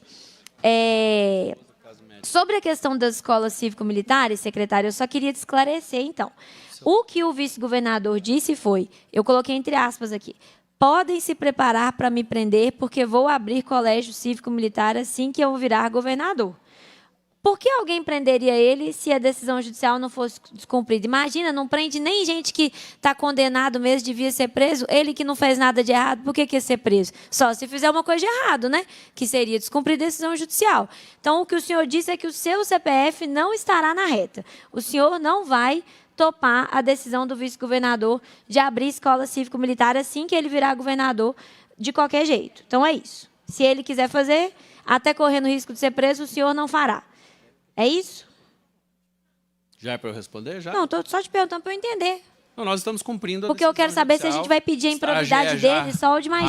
A GE já recorreu, nós estamos aguardando a decisão do recurso e, se necessário, iremos ao STF e, obviamente, vencida a etapa judiciária, nós vamos continuar com as escolas cívico-militares, sim. E estamos buscando construção de outras possibilidades, modelos. Se for necessário mandar uma lei para a Assembleia, vamos mandar uma lei para a Assembleia. Tem muitos caminhos que são possíveis para garantir o cumprimento. As senhoras mesmo comentaram que aqui é a Casa do Povo, então a gente encaminha, eventualmente, um projeto de lei e faz a discussão aqui do próprio projeto de lei. E com essas etapas vencidas, eventualmente, é outro cenário jurídico e assim podemos continuar. Mas nós vamos E aí, cumprir as secretário? decisões judiciais, deputada, mas não vamos deixar de buscar fazer. Mas os senhores vão cumprir a decisão judicial? Estamos cumprindo, inclusive. Perfeito. Então, as 6 escolas que já estavam funcionando no modelo cívico-militar foram suspensas? Elas estão sem nenhuma delas está com militar nenhum dentro das escolas. Perfeito. E aí eu tinha te perguntado quanto vai custar cada militar e de onde vai sair o dinheiro para pagar eles. E o senhor não me respondeu. Desculpa, deputada, vamos lá. O valor de cada militar, se ele for da reserva, ele varia de qual é o nível da reserva. Porque aí é a regra da polícia quando ele faz a convocação. Eu não sei a tabela da polícia militar. Deputado, é um percentual. Quando você convoca, eu vou falar... por favor, só mais como exemplo do que como valor determinado. Então, quando você convoca da reserva, é algo do tipo assim, ele recebe 1/3 do que ele recebe mais, ele recebe o valor da aposentadoria, né, da reserva, mais algo do tipo 1/3 do soldo dele. Eu não sei realmente esse percentual agora de cabeça. E aí depende, obviamente, da patente, de qual a qualificação. De onde vai sair o dinheiro? Os recursos para a contratação desses professores foram colocados, inclusive aprovados pela Assembleia Legislativa, estão na LOA da Secretaria de Educação. Nós temos hoje especificamente uma linha na nossa Lei Orçamentária de 2026, que foi aprovada aqui nesta casa no final do ano, neste momento com um recurso de R$8 milhões. Perfeito, secretário. E aí, só para deixar claro que eu não tinha entendido, os meus 2 últimos pontos, antes de passar para o próximo colega inscrito, não ficou claro para mim quem manda nos militares lá dentro da escola, porque a escola é um ambiente hierárquico, é um ambiente de construção coletiva, um ambiente da pedagogia, mas tem hierarquia, tanto é que tem diretora, tanto é que tem supervisora, tanto é que tem inspetora, tanto é que tem coordenador. Então, eu queria saber assim, quem manda no militar lá dentro? Quem fala o que ele quer fazer, o que é para ele fazer. E, além disso, e se ele fizer alguma coisa errada, quem vai ser responsabilizado? E, além disso, eu queria entender qual que é a meta para avançar nesse cumprimento da Lei 13.935 dos psicólogos. Porque hoje vocês cumprem 41%, o senhor falou que tem a meta de avançar, fiquei muito satisfeito. E qual que é a perspectiva? Então, nós estamos nos organizando para avançar. Eu posso esperar essa nova resolução em abril? Eu posso esperar essa nova resolução em junho? A gente vai ter uma nova resolução quando Deus livre guarde um menino enfiar uma faca em outro na escola? Então, o que vai acontecer? Qual que é a meta? E aí eu encerro as minhas perguntas. Bom, deputada, em relação, de novo, a quem comanda a escola, é o diretor da escola. Todo processo administrativo pedagógico, o comandante da escola é o diretor da escola. O que eu dei exemplo aqui é processo disciplinar. Se houver algo disciplinar que deva ser feito do ponto de vista jurídico, de processo, aí, obviamente, a polícia faz. E a secretaria também faz. Todos os outros protocolos da secretaria, processos de comando, são os mesmos de qualquer outra escola. Essa é uma diferença bastante grande, por exemplo, em relação ao modelo do Tiradentes. O comando é do diretor da escola. E, se não for assim, nem faz sentido, né? Porque ela tem que permanecer, independente de ter o suporte, que ele deve vir como um suporte e não como uma substituição, tanto que é o mesmo professor. Nós não deixamos de ter os outros nossos profissionais da educação dentro da escola. Então, o comando é do diretor da escola, sim, quando se tiver um processo que requeira uma investigação de qualquer tipo, no caso de um professor é feito por nós, no caso é feito por eles, né? No ponto de vista jurídico por conta do plano. A gente financia, eles contratam e o comando é do nosso diretor no dia a dia, sim. Não, deputada, é só por uma questão de modelo jurídico. Não, a gente tem incidência sobre isso, tá, deputada? Assim, obviamente, nós fazemos com a nossa corregedoria qualquer denúncia que chega, nós fazemos todas as nossas apurações em relação. Nós temos um processo nosso aqui. Mas, legalmente, se for uma razão que, eventualmente, deva demitir o funcionário público, o processo deve correr dentro da secretaria de origem do próprio funcionário. Isso é para qualquer outro tipo. Então, ele está subordinado lá dentro da escola, né, e a Secretaria de Educação nos processos da escola, mas juridicamente eu não posso lhe dizer. Mesma coisa que um processo de um professor cedido, ele acaba tendo que voltar para a gente, fazendo com as considerações do órgão que eventualmente ele está cedido, mas o processo de eventual exoneração, por exemplo, acaba sendo juridicamente da Secretaria de Educação, mesmo ele estando cedido para outro órgão. O outro órgão não pode fazer um processo de demissão de um professor, é só nesse sentido, entendeu, deputado? Pode fazer um processo de demissão de um professor que é nosso, né? É funcionário nosso. É a mesma coisa nesse sentido. Mas não quer dizer que nós não tenhamos incidência. Pelo contrário, isso e eu não abro mão disso, deputado. Assim, particularmente, não abro mão disso.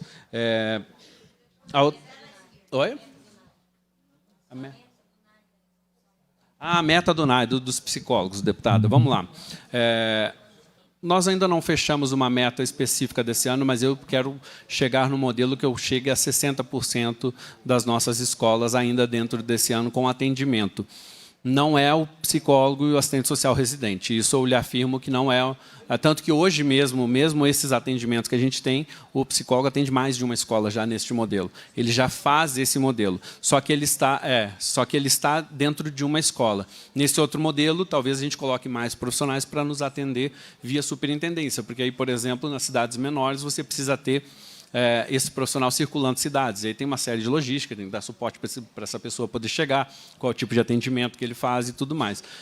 Então, nós pretendemos chegar, pelo menos dentro desse ano, a 60% das nossas escolas, deputada. Obrigada, deputada. Nós vamos ao nosso próximo inscrito. Só uma questão importante, gente, que é preciso só... E aí, tudo bom? Pontuar, não é? Primeiro, secretário, que de fato o governo tentou, no orçamento, acrescentar os militares da Polícia Militar. O governo não prosperou. Então, orçamentariamente, a secretaria não tem autorização para investir em policiais militares na cívico-militar. O que está no orçamento é aquilo que já é repetido todos os anos para aquilo que já existe. Então, não tem no orçamento nenhuma autorização para pagamento da Polícia Militar. Vocês tentaram colocar isso, inclusive, no PPAG, além do orçamento, mas o governo não prosperou. A versão votada pelo Legislativo não contempla essa expansão ou não contempla essa virada, né, de chave do Corpo de Bombeiros para os policiais militares. Então, isso é um ponto importante, porque eu acompanhei com muita atenção a questão orçamentária que é votada aqui pela Assembleia. Um outro ponto, a resolução conjunta do Corpo de Bombeiros e da Secretaria tem interferência do Corpo de Bombeiros nas atividades pedagógicas. É só ler a resolução. O Corpo de Bombeiros, inclusive, faz avaliação pedagógica. Está escrito. É só ler nos artigos 16 e no artigo 17. Então, tem problemas. Então, tem invasão de competência, sim. Não é? Que é a resolução que está em vigor. Aliás, esse foi um dos pontos, inclusive, muito levantados durante essa discussão. Olha, o governo apresenta à sociedade a parceria cívico-militar com a Polícia Militar, mas a resolução existente é uma resolução com o Corpo de Bombeiros. Né? E ficou essa confusão, e as escolas foram obrigadas a fazer, em 15 dias, as assembleias, sem ter uma diretriz.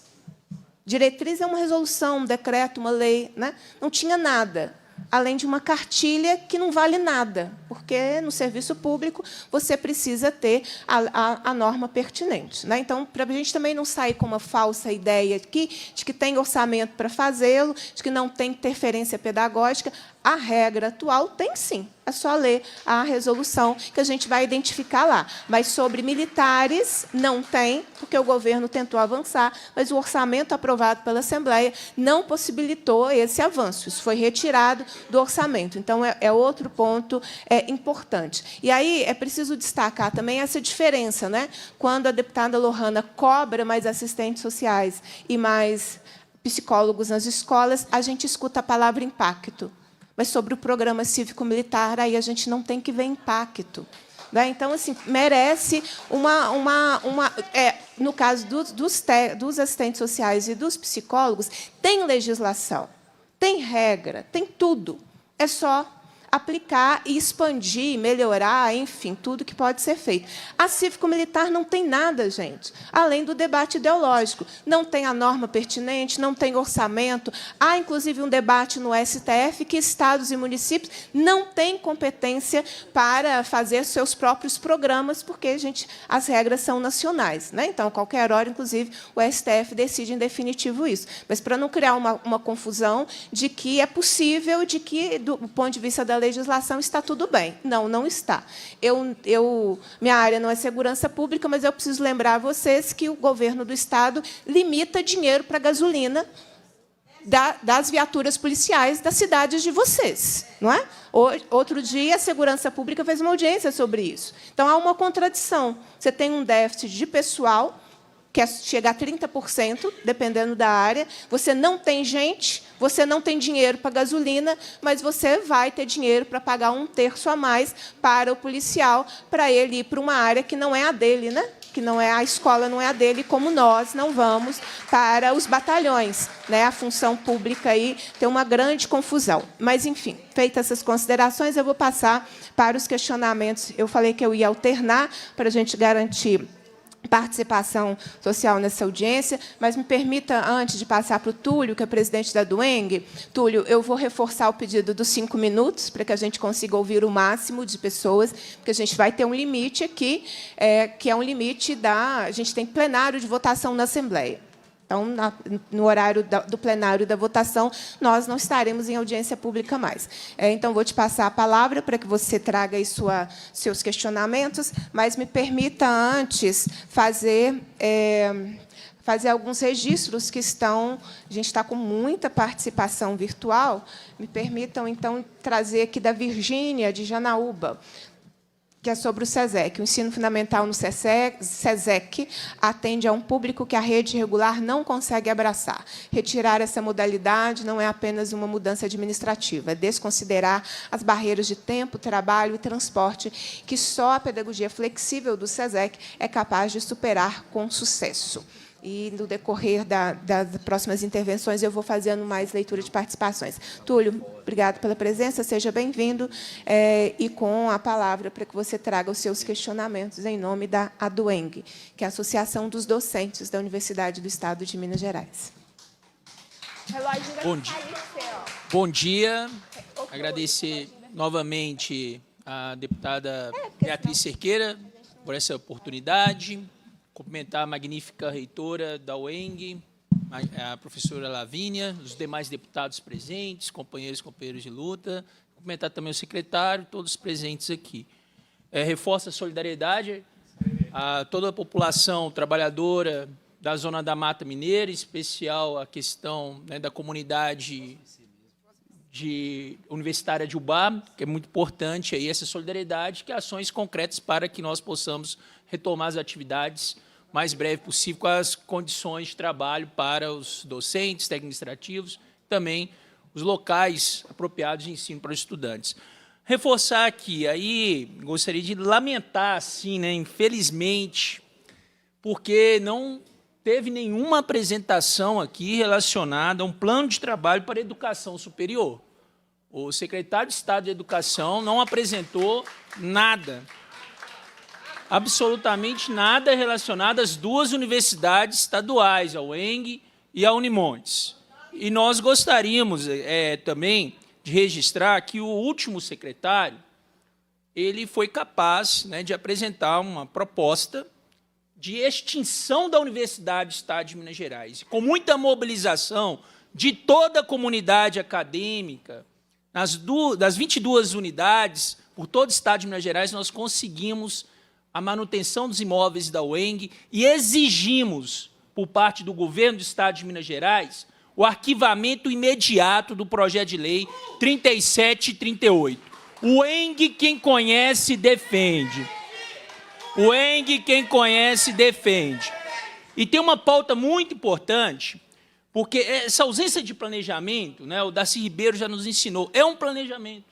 Essa confusão de troca de secretário, não ter um plano de trabalho, isso é uma forma de sucatear a educação pública em nosso país. É bastante conhecida essa estratégia por parte dos gestores quem estuda políticas educacionais, gestão, sabe muito bem que a ausência de planejamento é uma forma de garantir determinados políticas, determinados interesses. Mas gostaríamos de saber, né, por parte do secretário, qual que é o posicionamento do secretário atual do Estado da Educação relacionado ao projeto de extinção da Universidade do Estado de Minas Gerais, projeto de lei 3738.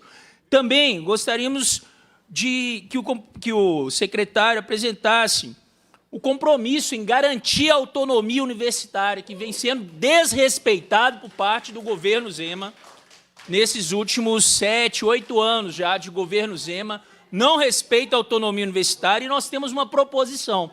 E gostaríamos dessa compreensão por parte da secretaria, de todos os deputados governistas e da oposição aqui presente, que é a PEC 59, que foi elaborada pela comunidade universitária da UENG e foi encaminhada aqui na Assembleia Legislativa pela deputada Beatriz Cerqueira, e teve assinatura de 37 deputados, que é a PEC 59, que nós gostaríamos que ela fosse, que tivesse a tramitação e sua aprovação para assegurar a autonomia universitária e garantir o que está previsto na Constituição, artigo 207, Constituição Federal, e 199 da Constituição do Estado de Minas Gerais. E tem outros projetos de lei muito importantes para a gente aqui. Nós estamos completando, Beatriz, 10 anos do nosso acordo de greve de 2016. O governo firmou um acordo e o governo, tanto o governo anterior como também o governo Zema, que já vai 8 anos, não cumpriu. E nesse acordo estava garantida a incorporação das gratificações ao vencimento básico, a dedicação exclusiva. Nós apresentamos também um projeto de lei para a gratificação por função, mudanças na carreira. Hoje, os docentes das universidades estaduais mineiras, da UENG, da Unimontes, recebem os piores salários do Brasil, e o nosso vencimento básico está abaixo do piso salarial nacional. E entre as carreiras do funcionalismo público estadual, com qualificação, né, com especialização, mestrado, doutorado e pós-doutorado, nós também estamos no limite e abaixo de todas as demais carreiras. Uma situação péssima, o que faz com que nós, toda semana, nós estamos perdendo companheiros e companheiras de trabalho. Por quê?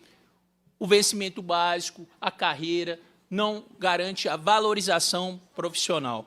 Deixar claro também que lutamos por reajuste salarial e até hoje, 25 de fevereiro, o governo do Estado de Minas Gerais não apresentou nenhum projeto de reajuste salarial. Nenhum projeto. Por isso nós dissemos, fora Zema. E a pauta também... tem uma situação que são os campos, né? O campus BH da UENG, espero que a professora possa, a magnífica professora Lavínia, possa também abordar essa temática. São várias questões relacionadas à nossa universidade. Queremos a garantia do investimento público, a valorização do servidor e um respeito às universidades estaduais mineiras. A pesquisa ela é fundamental para o desenvolvimento regional, desenvolvimento nacional. Nós observamos, aí tem até matérias impressionantes do papel que tem a pesquisa científica da universidade pública. E o governo não garante os investimentos necessários para o ensino superior e não apresentou nenhum plano de trabalho para a educação superior. Parece que a reforma administrativa que o governo Zema propôs não deu certo ao vincular as duas universidades estaduais mineiras a uma subsecretaria de assuntos educacionais vinculada à Secretaria de Estado de Educação. Nós queremos respeito à autonomia universitária da UENG, pela aprovação da PEC 59 de 2025 e de todos os projetos de lei, aí, para que o secretário tenha conhecimento, os demais membros do governo, só para finalizar, são 4 projetos de lei. A PEC 59 de 2025, para assegurar a autonomia universitária. O projeto de lei 3218 de 2004 foi elaborado e apresentado pela essa comissão, que garante a dedicação exclusiva. O 3219 de 2024, gratificação por função. E o 3283, que teve assinatura até do presidente da Casa, o deputado Tadeu, como também de vários outros parlamentares da oposição, e da situação que garante a incorporação das gratificações por função. Novamente agradecer. Beatriz, nós estaremos aqui presente em outro momento também para apresentar o conjunto de pautas, mas nessa audiência, reforço, sublinho, lamentar a ausência de um plano de trabalho para a educação superior de Minas Gerais. O ENG, quem conhece, defende. O ENG, quem conhece, defende. Obrigado. Obrigada, Túlio. Eu vou passar as considerações do secretário. E aí, secretário, de forma muito objetiva, se eu puder também nos responder se o Estado vai retirar o projeto de lei, que é exatamente o que o Túlio disse, 37 e 38. Por que eu estou reforçando essa pergunta? Porque vários anunciaram que o governo não pretende mais fazer a suposta federalização, que era a extinção da universidade. Se não vai fazer, por que esse projeto continua aqui na Assembleia? Está na hora de retirá-lo? Porque quem tem o poder de retirá-lo é o autor do projeto, não é? Ou então nós podemos derrotá-lo já na primeira comissão, mas, se ele for pautado, quer dizer que o governo quer o projeto, né? E, portanto, iniciar a sua tramitação, o que o governo quer? Se o governo não vai federalizar, por que ele não faz a retirada do projeto de lei da Casa, como ele fez? Né? Teve um projeto de lei sobre... Foi sobre o quê, Cleiton, que ele tirou? Teve outro projeto da Epapag que ele tirou? Não, da Emater não, foi da Empresa Mineira de Comunicação. Isso, ele tinha enviado para cá sobre a Empresa Mineira de Comunicação, depois ele disse, não vou mais, e aí retirou. Então, por que não faz o mesmo? Por que esse projeto tem que permanecer aqui na Assembleia Legislativa? Não é? Então, se puder incluir aí nas suas respostas a resposta a esse questionamento do projeto de lei. A palavra é sua. Obrigado, deputado. Obrigado, Túlio, aí, pelas perguntas. Comentado, Eng, e a todos os seus representantes aqui. Bom, primeiro, assim, vamos lá. Eu queria ressaltar aqui a nossa relação, como tem sido com a magnífica reitora Lavínia. Não tenho tido nenhum tipo de qualquer tipo de interferência, então a autonomia da universidade em relação ao que ela tem trabalhado não tem tido nenhum tipo de interferência. De todas as reuniões que tivemos, né, doutora Lavínia, sempre foi em busca de algumas melhorias. Nós temos outros investimentos que nós precisamos aumentar dentro da universidade, outros pontos, inclusive, que a reitora trouxe a mim e que a gente está buscando, nesse ano, ter alguns avanços. Com a Unimontes, a mesma coisa, obviamente, são duas universidades muito estratégicas aqui para o Estado de Minas.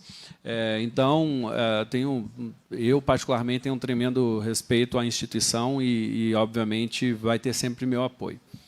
Não trouxe mais detalhes em relação ao planejamento do ensino superior, porque, obviamente, aqui o próprio tempo era escasso e obviamente, em 5 a 10 minutos, obviamente, se a gente for falar de todas as frentes que a gente tem que trabalhar, obviamente, não daríamos conta. Mas acho que uma das coisas mais importantes que a gente está buscando fazer neste caso aqui é essa aproximação com todas as universidades, né? Inclusive, em dezembro, na participação do Fórum com todos os reitores do Estado, de todas as instituições, sejam elas estaduais ou federais, nossa sinalização foi de uma construção de uma série de processos e de parcerias, que envolvem desde os juros pela educação, mas outros formatos de atendimento, de aproveitamento. Por exemplo, discutimos com as universidades, inclusive, a questão de elas também passarem a ofertar a educação técnica pela qualidade em parceria com as nossas escolas, porque eles têm qualidade de laboratórios e tudo mais. Discutimos, inclusive, outras formas de ingresso no vestibular, por exemplo, só para dar uma dimensão de que nós estamos discutindo muitos pontos junto com as universidades no seu coletivo. Vou dar um exemplo, essa questão do vestibular, cada universidade, por exemplo, tem um calendário e o aluno, por exemplo, para concorrer às instituições próprias daqui, além de fazer o Enem, tem de fazer outros processos e acabam tendo processos sobrepostos e impedindo que alguns alunos... Então, a gente está discutindo em como fazer, por exemplo, um trabalho em conjunto com todas as instituições. E, obviamente, mais a miúde com cada uma das universidades no seu processo de crescimento. Em relação ao ponto mais importante, em relação à PEC 59, eu confesso, não me aprofundei em relação a ela, vou olhar. Mas, em relação à federalização da universidade, eu informo que já foi enviado à Assembleia, sim, o ofício retirando o pedido. Isso já foi enviado. Eu não sei qual foi a data, deputada, mas já está na casa. Não sei se já foi lido, creio que não. Eu não sei a data porque é a Secretaria de Governo que manda, a senhora pode buscar fazer a confirmação, mas o Governo do Estado está retirando, sim, oficialmente, já mandou o ofício retirando de pauta e tirando o projeto, e não há, retirando o projeto, né? Não é de pauta, é retirando o projeto. Né? Então, isso já foi enviado, eu realmente não sei a data, a senhora sabe que eu estava em procedimento... Oi? Eu estava de licença médica, mas já foi mandado, tá, Túlio? Então, o projeto oficialmente já... Não, retirado eu não sei porque tem um processo, acho que tem que ser lido aqui os deputados, tem que ser lido no plenário, a retirada tem um processo legislativo, mesmo que o governo peça, e aí eu não sei, obviamente, os trâmites aqui dentro da Assembleia Legislativa, mas isso já foi tratado por mim, junto com o governador, com o vice-governador, e já foi encaminhado, sim, para cá. Então, não há mais continuidade nenhuma em relação a esse processo. Em relação às pautas de reajuste, obviamente, creio que ainda vão surgir perguntas em relação a isso. Nós temos discutido junto com a CEPLAG. A CEPLAG coordena toda a parte de reajuste de todos os servidores, não só da educação, mas de todos, por conta de que eles que controlam o limite de responsabilidade fiscal e tudo mais. O governo terá, sim, um processo de reajuste. Eu não consigo ainda dizer, porque esse processo vai ser feito, com certeza, ainda o avanço final que nós esperamos agora no mês de março. Né? Obviamente, o governo vai trazer novidades em relação a isso. Creio que vai sentar, inclusive, com os sindicatos. A gente vai ter o nosso cronograma de reuniões com o sindicato restabelecido junto com a CEPLAG, que é quem coordena esse processo, deputada. Pessoal, nós vamos interromper a audiência por uns 5 minutinhos, tá bem? Os trabalhos estão suspensos.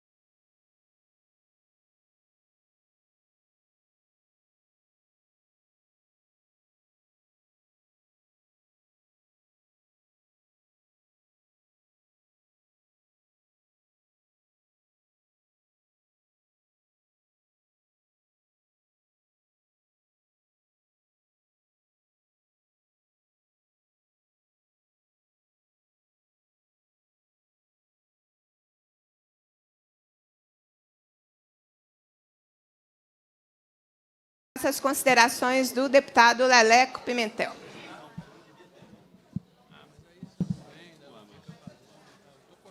A nossa saudação aqui a todas, em nome das deputadas, mas especialmente da nossa presidenta da Comissão de Educação, deputada Beatriz. Eu estou aqui, Beatriz, por força da sua convocação. Desde as 9. Desde as 9. Então não é demérito nenhum para secretário de Educação vir a esta comissão convocado, mas também não podemos aqui tapar o sol com a peneira. Está convocado porque não comparece às reuniões, assim como demonstra um verdadeiro desprezo à Assembleia Legislativa. Secretário, com todo o perdão, da próxima vez o senhor pede à equipe do senhor para pelo menos fazer uma apresentação para Minas Gerais. Aqui não é Pará. A apresentação do senhor, por exemplo, está aqui destacando o Pará. Talvez por lapso. Mas eu pediria que o respeito à Assembleia, aos professores da educação de Minas Gerais, fosse considerado para que a gente pudesse ter, e nós vamos ter aqui um bom termo, fazendo aqui, inclusive, secretário, alusão ao bom português que o senhor tentou chamar aqui na tentativa de apresentar um plano de educação para Minas Gerais, o senhor me parece estar bastante preparado para defender o caudilho. O vice-governador agora cismou que é o caudilho. Ele, para ocorrências policiais, para poder falar de escola cívico-militar, que ele, aqui justiça com ele não tem vez. Ele defendeu esta tal escola cívico-militar, coisa que o senhor está escorregando. Eu pergunto ao senhor se o senhor defende esta escola cívico-militar, até para que o vice-governador saiba bem quem ele contratou para poder corresponder aos seus anseios. O caudilho, e se quiserem a gente recorre aqui, é uma figura assim pitoresca, daqueles assim, do final do padroado, que em Minas Gerais, a gente costumava ver tentar ser o acusador, aquele que prende, aquele que promove a justiça com as próprias mãos, mas em tempo de invenção do Estado, ter a figura de um caudilho é muito complicado, deputado Cleiton. E me parece que a tentativa e a insistência para manter esta figura que dialoga ideologicamente aí com a extrema-direita, é onde a gente vê este governo se posicionando, e o senhor, portanto, representa aqui não só Matheus Simões, mas também aqui representa o Zema, eu passo a fazer aqui algumas considerações. Olha, eu não estou estendendo aos superintendentes esta minha ilação. Eu estou me dirigindo ao secretário. E na grande maioria de mulheres aqui, vocês merecem de nós, todos. Eu sou professor de história. O respeito. E é assim que a gente vai manter. Hoje tem um secretário convocado e nós vamos dirigir as perguntas ao secretário de Estado da Educação. Secretário, tem 6 meses que o senhor já está respondendo pela secretaria. Infelizmente, quero lembrar que o senhor, a primeira prosopopeia, foi chamar os alunos para o Mineirão. E ali, talvez demonstrando um desconhecimento sobre segurança pública, agora que o senhor já declarou aqui que é assessorado por alguém coronel do bombeiro, alguém coronel da PM, será que não disseram para o senhor do perigo de colocar aquela quantidade de jovem feito torcida de Fla-Flu ou de Cruzeiro e Atlético para poder fazer pirotecnia e tentar ir para o Guinness Book? É isso que o senhor veio fazer em Minas Gerais? Essa é a primeira pergunta. Foi para isso? Eu quero também dizer que, infelizmente, eu falei para o governador. O Zema estava aqui, tentando fazer firula, tentando fazer campanha. E eu perguntei para ele lá no plenário, o senhor sabe a diferença entre alimentação escolar e merenda? Assim eu pergunto para o secretário, o senhor sabe a diferença entre segurança alimentar e o servidor, a servidora, que mesmo contratado, cuida da alimentação escolar, assim como o Zema não sabe que é alimentação escolar, eu pergunto, o senhor sabe a diferença entre servidor que cuida de segurança alimentar e cantineira, cantineiro, merendeiro, merendeira? Isso não existe mais não. A apresentação do senhor também precisa de cuidar para que a gente tenha de fato aqui uma política pública. Eu estou me referindo à apresentação do secretário. Você está causando estranheza, espécie em alguns, eu posso repassar para vocês esses slides, porque até neste momento nós não temos conhecimento do tal plano de educação que o secretário veio apresentar. Deputada Lohana, eu pergunto, a senhora já recebeu?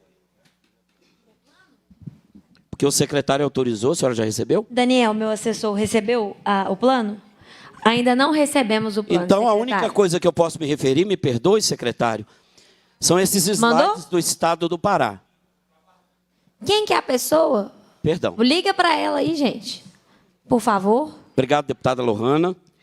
Eu aguardo também, porque aí eu posso fazer alguma projeção na fala sobre esses documentos. E eu falei para o governador Zema, que ele disse aqui que ele está indo nas escolas e ele, falas do governador, ele está aproveitando a merenda escolar, que é igualzinho da casa dele.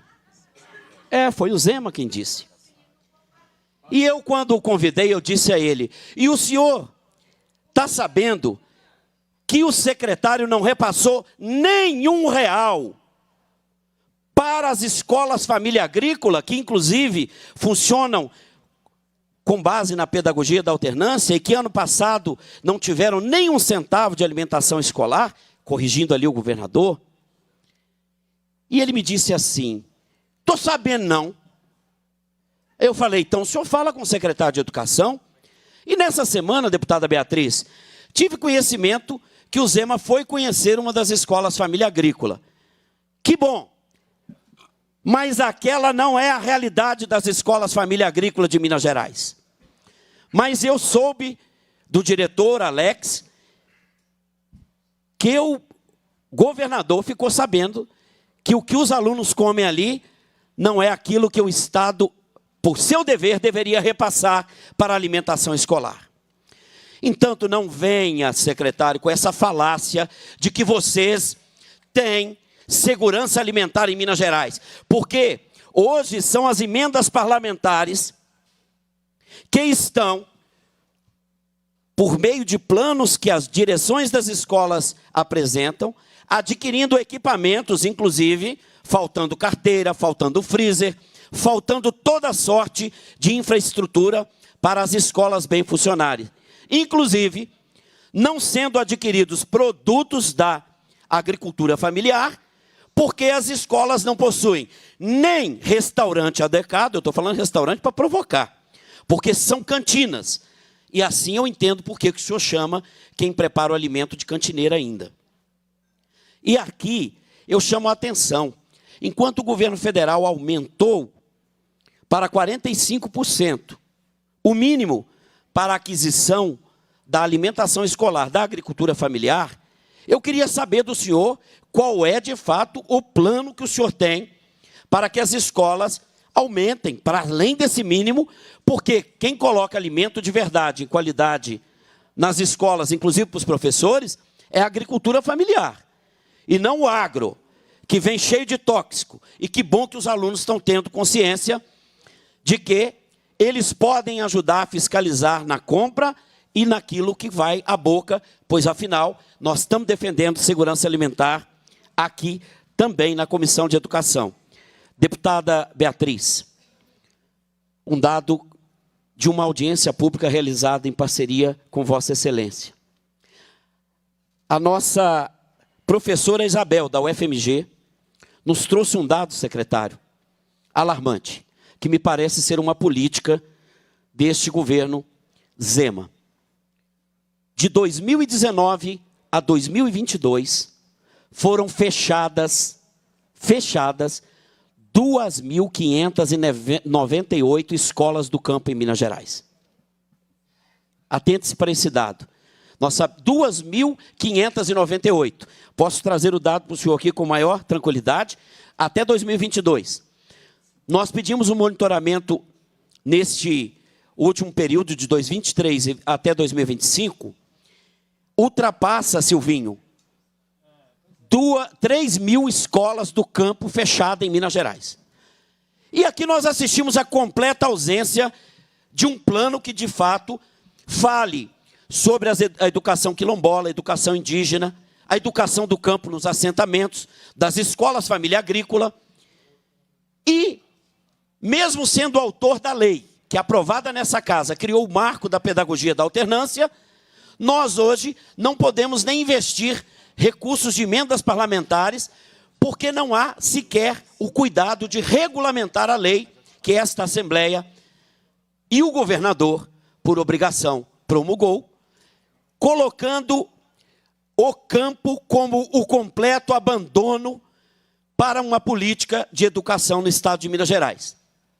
Então, diante destes que são fatos, nós temos aqui algumas perguntas que nos ajudam a entender qual é a grande tarefa que o senhor tem neste governo.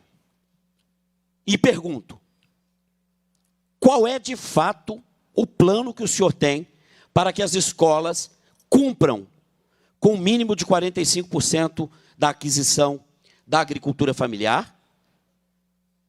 Se a segurança alimentar, por exemplo, eu poderia falar aqui do mel, que é a resolução. Os apicultores e meliponicultores estão hoje ofertando mel, mas não há um incentivo, nem um trabalho feito com as escolas. Digo mais, o pescado.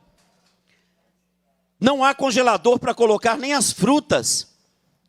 Então, há um prejuízo da alimentação escolar por falta de política pública, por falta de equipamentos e, claro, por um desmonte desta proposta de segurança alimentar, que eu queria dizer para o senhor, é mais importante do que colocar bombeiro em sala de aula. Se tem uma segurança que nós estamos aqui defendendo, para evitar a evasão e o abandono, isso passa pela segurança alimentar, que é uma política pública, e que, infelizmente, o governo de Minas Gerais ignora. Ignora os agricultores, ignora também a compra e ignora a possibilidade de Minas Gerais, de fato, ao invés da propaganda, que agora parece ter se estendido mais. Vocês sabem que, neste momento, o vice-governador, ele está lá tentando defender o indefensável. Está indo na mídia para dizer que não houve redução dos recursos para se evitar tragédias causadas pelas chuvas, como está acontecendo em Urbá, como está acontecendo em Juiz de Fora. Eles diminuíram os recursos, e que é o portal da transparência que está lá colocando o que eles fizeram, de 133 milhões para 17 mil. Eu pego aqui por analogia o mesmo que fazem com os processos que nós aqui estamos denunciando. E, no caso das escolas família agrícola, secretário, eu gostaria de saber do senhor, se o senhor já conheceu alguma, além desta de Natalândia, convidaria ao senhor também no Jequitinhonha, são 9, na região do Rio Doce temos mais 9, no Noroeste a única é a EFA Natalândia. E pergunto se o senhor já fez algum repasse para a alimentação escolar daqueles alunos que estão fazendo o processo da pedagogia alternância ser, de fato, a única resistência no campo. Deputada Beatriz, eu me ative mais à situação da segurança alimentar, da alimentação escolar, que é uma política pública, e da educação do campo, porque eu tenho procurado, também com as contribuições que vocês fazem, trazer mais essa contribuição, e pediria ao secretário que pudesse trazer esses dados e as respostas às perguntas que ora apresentamos. Obrigada, deputado Leleque. Eu vou passar para o secretário responder antes, porém, permitam que eu também registre mais algumas participações virtuais. A Elaine de Uberaba, porque banir o ensino fundamental do SESEX, covardia, tem estrutura, tem demanda. A Glene, de Boa Esperança, nos diz o seguinte: a gente está com muita participação virtual, com muita audiência. Que seja mantida a oferta dos anos finais do ensino fundamental nas unidades do SESEC. A Kelly, de Luz, nos cumprimenta, bom dia. Acabar com a EJA no ensino fundamental no SESEC é cercear um público formado por alunos vulneráveis, em sua maioria, de ter acesso à educação e dignidade humana, tendo em vista o trabalho social do SESEC, que vai muito além de certificar, é acolhimento, orientação, a abertura de novos horizontes na vida de quem muitas vezes já tinha desistido até da própria vida. O Vanderlei, de Minas Novas, lembrando que lá na região do Jequitinhonha, o SESEC, inclusive, atende comunidade quilombola, né? Acho que vai ser trazido isso aqui daqui a pouco. O Vanderlei, nossos alunos do ensino fundamental, que é lá de Minas Novas, estão desolados com essa decisão de bani-los do SESEC. Temos, inclusive, vários alunos com deficiência que já foram excluídos da escola regular devido à idade e agora estão sendo excluídos mais uma vez. Triste situação. Da Virgínia, de Janaúba, o SESEC é o único espaço que respeita a jornada de quem precisa conciliar trabalho e estudo. Retirar o ensino fundamental é fragmentar o direito à educação e impedir que o cidadão complete seu ciclo de formação em um ambiente que realmente entenda suas dificuldades. Não podemos oferecer apenas metade de uma oportunidade. Esperamos que seja revista essa exclusão do ensino fundamental do SESEC. O SESEC humaniza o ensino para quem já foi excluído. Manter o ensino fundamental nessa instituição é reconhecer que a educação de qualidade precisa se adaptar à realidade do cidadão e não o contrário. É um investimento necessário na justiça social e na conclusão de ciclos fundamentais. Daqui a pouco eu registro mais participações. Eu passo para o secretário responder os questionamentos do deputado Leleco Pimentel. Obrigado, deputada Beatriz, deputado Leleco. Me permita, deputado, só começar aqui trazendo, em relação aos comentários que a deputada Beatriz comentou, aqui já falo sobre os seus questionamentos.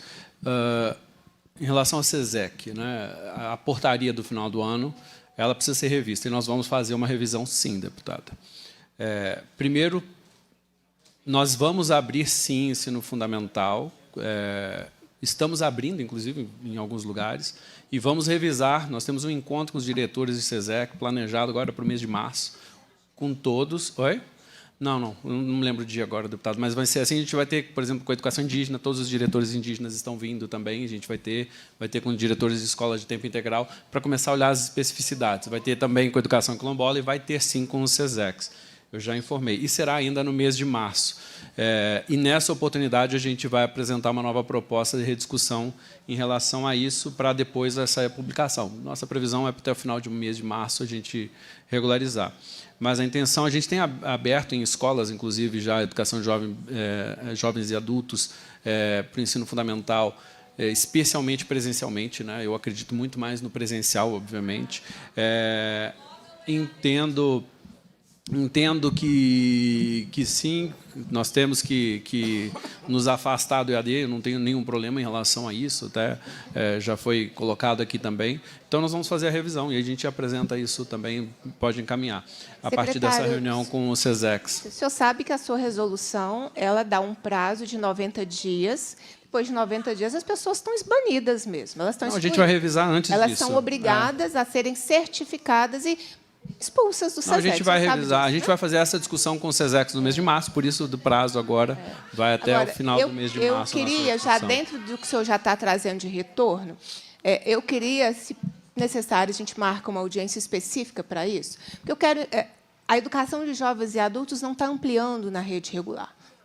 Não está ampliando. Eu acompanho os dados, deputado. O secretário, eu acompanho os dados, né? Eu sou uma deputada que eu estudo para poder falar sobre os assuntos. E os dados da rede estadual não são de ampliação de educação de jovens e adultos no ensino regular. Se for, que ótimo. Se for, que ótimo. Mas não atende às demandas que hoje são atendidas pelo SESEC. Mas, além deles estarem sendo banidos do SESEC, a rede regular não está abrindo matrículas, como está sendo dito, porque eu visito escola em dias comuns, não é quando a escola se prepara para me receber. Eu chego lá, vim visitar vocês. E aí eu entro, eu tenho o direito de entrar, e o gestor público tem a obrigação de receber uma deputada estadual no exercício da sua fiscalização. Mas sempre sou muito bem recebida e muito bem tratada nas escolas. É o melhor lugar. Né? É o meu mundo, é o meu lugar.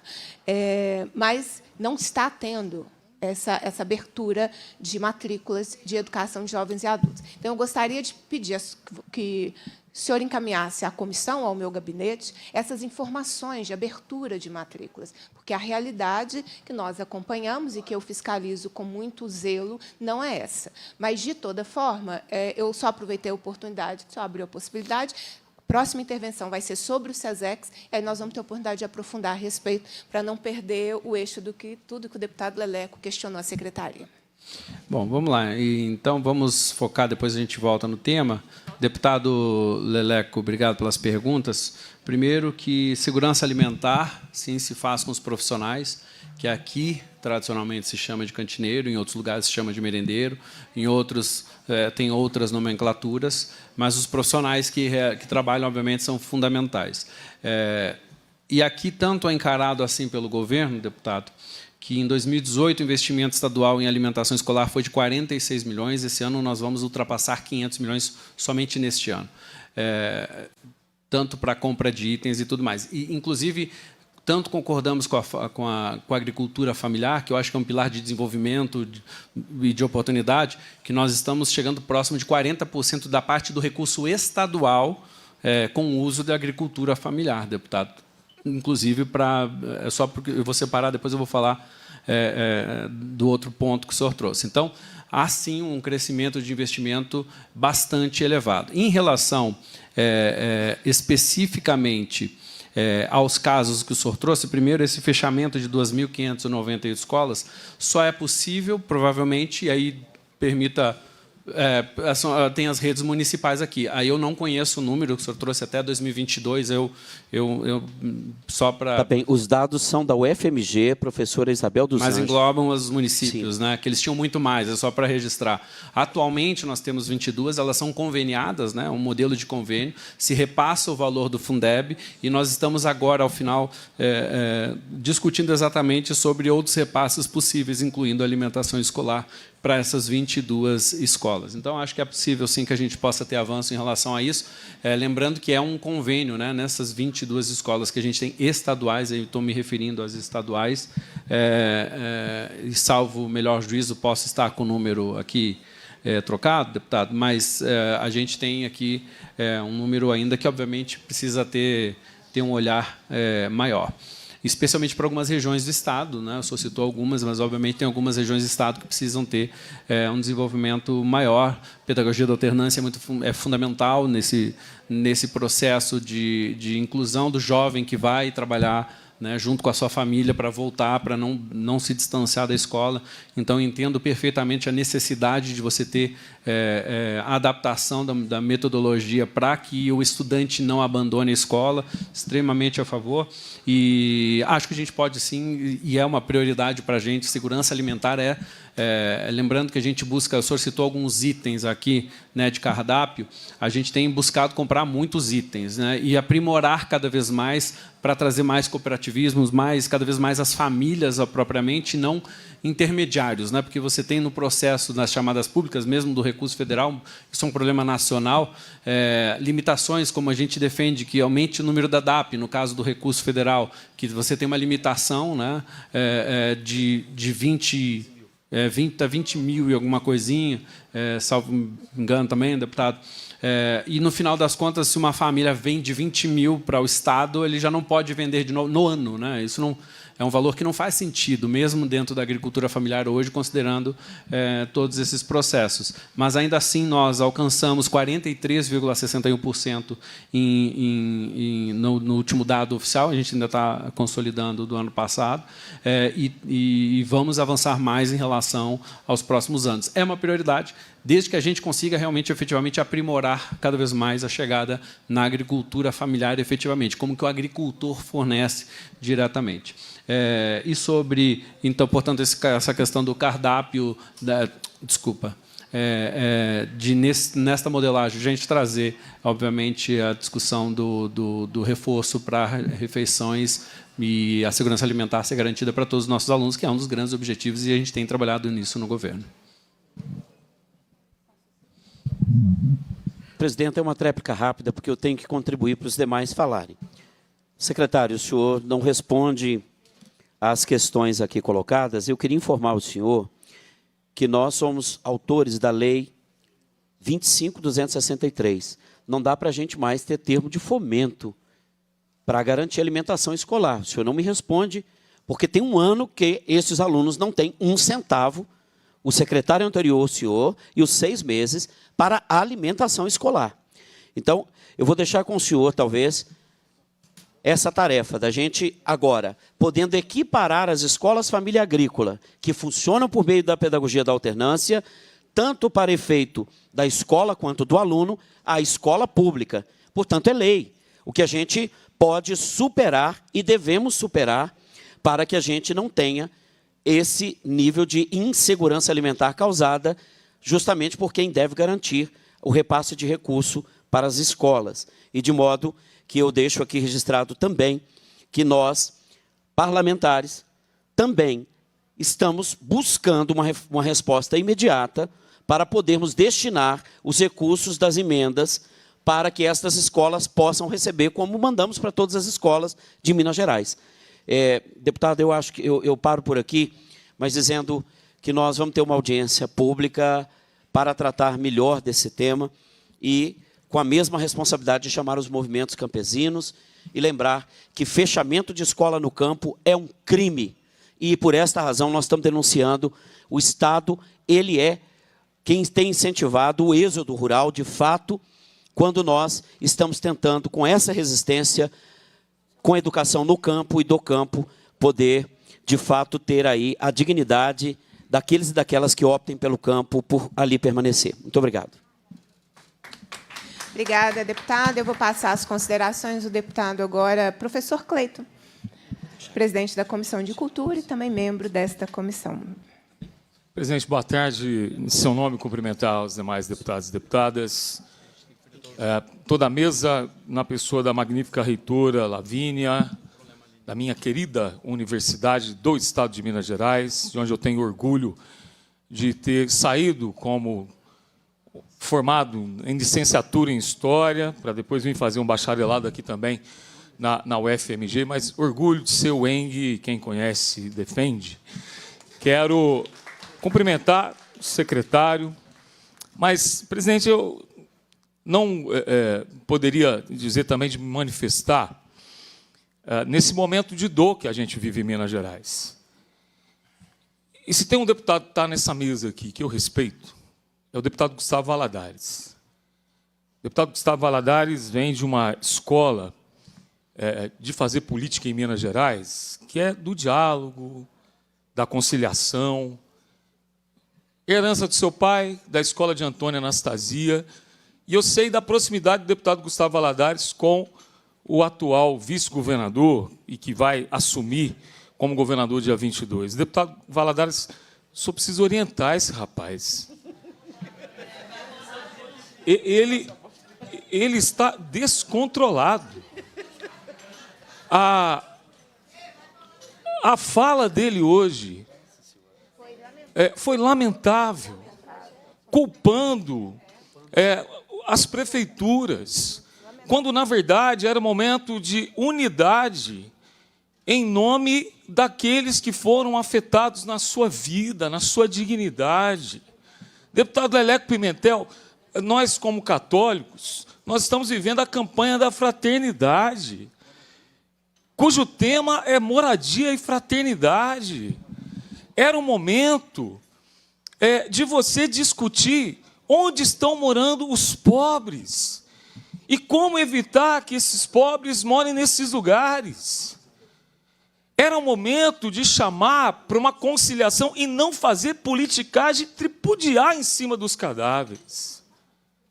Era momento, cara Denise, de se perguntar quem da minha base política votou no PL da devastação lá no Congresso Nacional, que faz com que aquilo que a gente viveu no dia de ontem e vai viver nos próximos anos, se nós não mudarmos a nossa postura, dessa devastação ambiental, desse passivo que as mineradoras deixam em Minas Gerais. Então fica aqui o meu repúdio a esse cidadão que envergonha quando ele usa o nome professor, porque de professor ele não tem nada. Ele precisa, Valadares, dos seus conselhos. Ele precisa ser orientado para não fazer politicagem com a vida das pessoas. Peço perdão também, deputada Beatriz, para dizer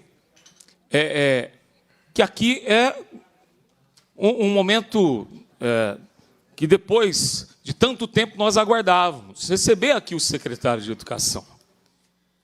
Senhor secretário, eu queria pedir toda a vênia à sua pessoa. Quem me conhece aqui na casa sabe que, apesar de ser um deputado da oposição, eu sou um homem cordial. Não um homem cordial do Sérgio Buarque de Holanda, mal interpretado muitas vezes, porque o cordial do Sérgio Buarque de Holanda não quer dizer que é uma pessoa passiva, mas, infelizmente, ele vai dizer que o brasileiro é um homem cordial, porque nem sempre do coração vem o amor, vem o ódio também. Mas esse coração aqui não tem espaço para ódio, mas ele tem espaço para alguns questionamentos. Então, vou pedir a devida vênia para que o senhor não faça como alguns secretários e até diretores de autarquias do Estado que vêm aqui, que às vezes levam as coisas para o coração, sabe, deputado Beatriz? Como foi o caso daquele rapaz da Controladoria Geral da União, que ficou muito bravo comigo, porque eu chamei Controladoria Geral da União de Enganadoria Geral da União. Do Estado, eu falei, do Estado, desculpa. É que eu estou preocupado com essa conciliação que tem que ser feita com a União aqui, e, infelizmente, nesse momento, querem fazer politicagem. Mas, secretário, eu lamento ter o senhor como secretário. Não pela sua pessoa, tá? Eu sou muito mais mineiro do que brasileiro. E nessa gestão Zema, é o segundo secretário que vem de fora. A primeira que veio, escolhida supostamente por um processo, que foi um processo seletivo, ela se encontra comigo no aeroporto e fala assim: professor Cleide, você tem um livro de história de Minas Gerais para me emprestar, para que eu conheça a história do Estado? Só que a gente sabe muito bem o que o senhor está fazendo aqui, secretário. Porque o governo Zema, ele terceiriza os espaços públicos e concede esses espaços ao domínio e aos interesses do mercado, mas a gente não esperava que isso acontecesse com a pasta mais importante de qualquer Estado, que é a pasta da educação. Então, nós sabemos muito bem o que o senhor veio fazer aqui e a quem o senhor serve. O passado lhe precede, a sua história já diz tudo. E eu digo isso porque a sua apresentação me leva a uma clássica música dos Engenheiros do Havaí. Eu presto atenção no que eles dizem, mas eles não dizem nada.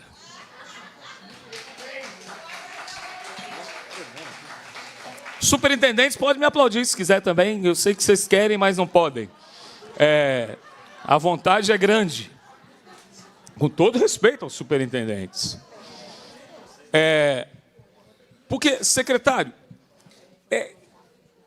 o trazer, não sei por que, acho que é o Monjaro que está fazendo a tremer.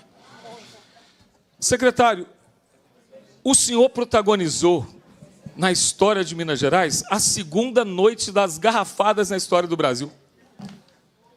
Dia 20 de novembro de 1830, nós tivemos a noite das garrafadas, portugueses e brasileiros, naquela guerra, no Dom Pedro primeiro, não vou entrar aqui nas nuances, mas o dia 19 de novembro do ano passado ficará marcado como uma data a ser esquecida na história de Minas.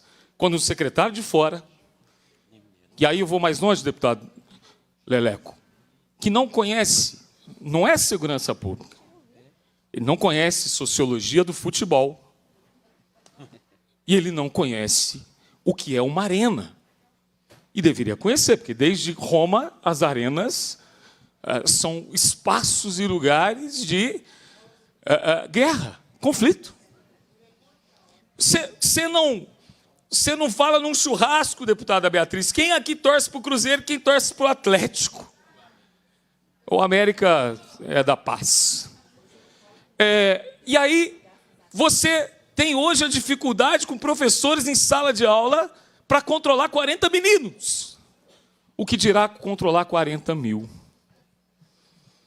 Aquela aula que deveria ser a maior aula de inteligência artificial do mundo e entrar para o Guinness, recado pessoal do Guinness, deve entrar para o Guinness como a maior aula de desinteligência natural da história. Superintendente pode me aplaudir se quiser. E aquela aula, ela não foi um ensinamento sobre inteligência artificial. Ela foi um ensinamento para que a gente reveja as questões sobre nós mesmos, secretário. Sobre nós mesmos. Mas, secretário,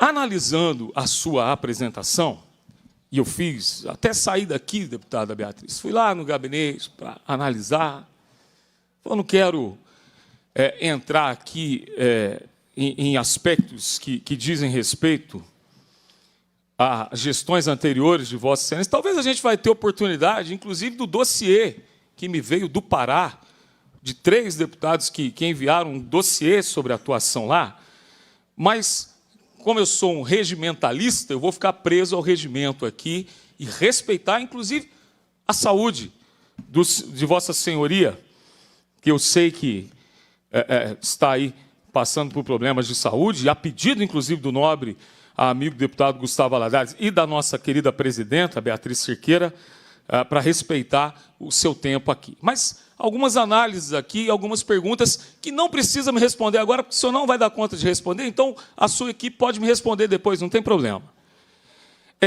Analisando as ações apresentadas da hierarquia de impacto sistêmico, ou seja, à luz da abrangência e importância do problema, a apresentação aqui trouxe agrupamentos temporais, 1000 turmas, recomposição de aprendizagem. Uma análise simples, vou ser bem direto. Isso é coerente com políticas de recuperação pós-pandemia. No entanto, todavia, recomposição, secretário, é política de remediação. Não é reforma estrutural do modelo de ensino. Isso precisa refletir.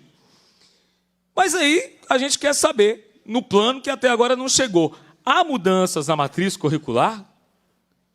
Há alteração na formação inicial docente? Há redefinição de práticas pedagógicas baseadas em evidências, em ciência? A apresentação não falou nada sobre essa problemática prática, executiva, governamental. Elaborações idealistas, todo mundo consegue formular. Mas o governo não é formulador de questões, ele é executor, a prática. Aí uma pergunta, pode anotar a equipe do secretário, eu tenho paciência, tenho uns 15, 20 dias para me responder. Existe debate político sobre a eficácia real e a mensuração de impactos a médio e longo prazo dessas políticas? Vossa Senhoria poderia dar exemplos de esforços do governo nesse sentido? Que resultado esses esforços escolheram? Programas isolados têm efeitos localizados. Aqui não é pergunta, é o meu comentário. Escrevi ali. Se não forem articulados com uma estratégia integrada de formação docente, de currículo, de avaliação e, sobretudo, remuneração condizente com a intenção, não vai adiantar de nada. Secretário, a sua apresentação reconhece corretamente o problema estrutural central em todos os estados brasileiros, mas não fala nada com nada de Minas Gerais. Porque eu sou do sul de Minas, secretário. Ah, esqueci de me apresentar. Professor Cleiton. Professor. O sul de Minas é bem diferente do Vale do Jequitinhonha. Como o Vale do Jequitinhonha é muito diferente da Zona da Mata, como Minas são muitas. Eu não vi nada no diagnóstico das especificidades das nossas Minas Gerais. Eu vi um padrão, tudo padronizado. A pedagogia do ensino enlatado. O método fast food de fazer educação, que é o que mais se faz no governo Zema.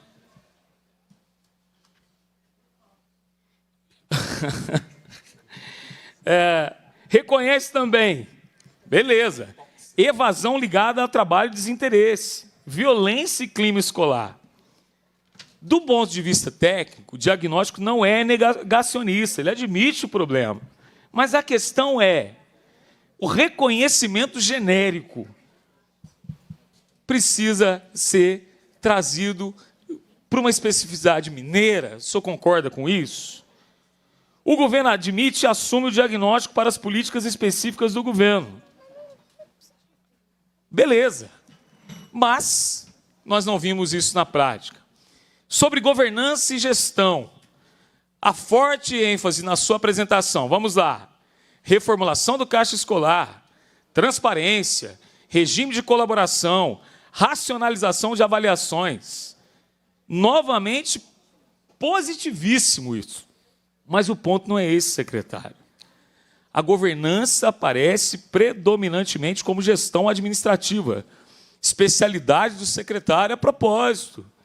Mas o que se precisa é governança do conhecimento, secretário, da formação, do quadro de profissionais. O senhor pode até tentar, mas o senhor nunca vai conseguir ter êxito na educação que venha substituir o professor, o ser humano, pela inteligência artificial, que é o que o senhor veio fazer aqui.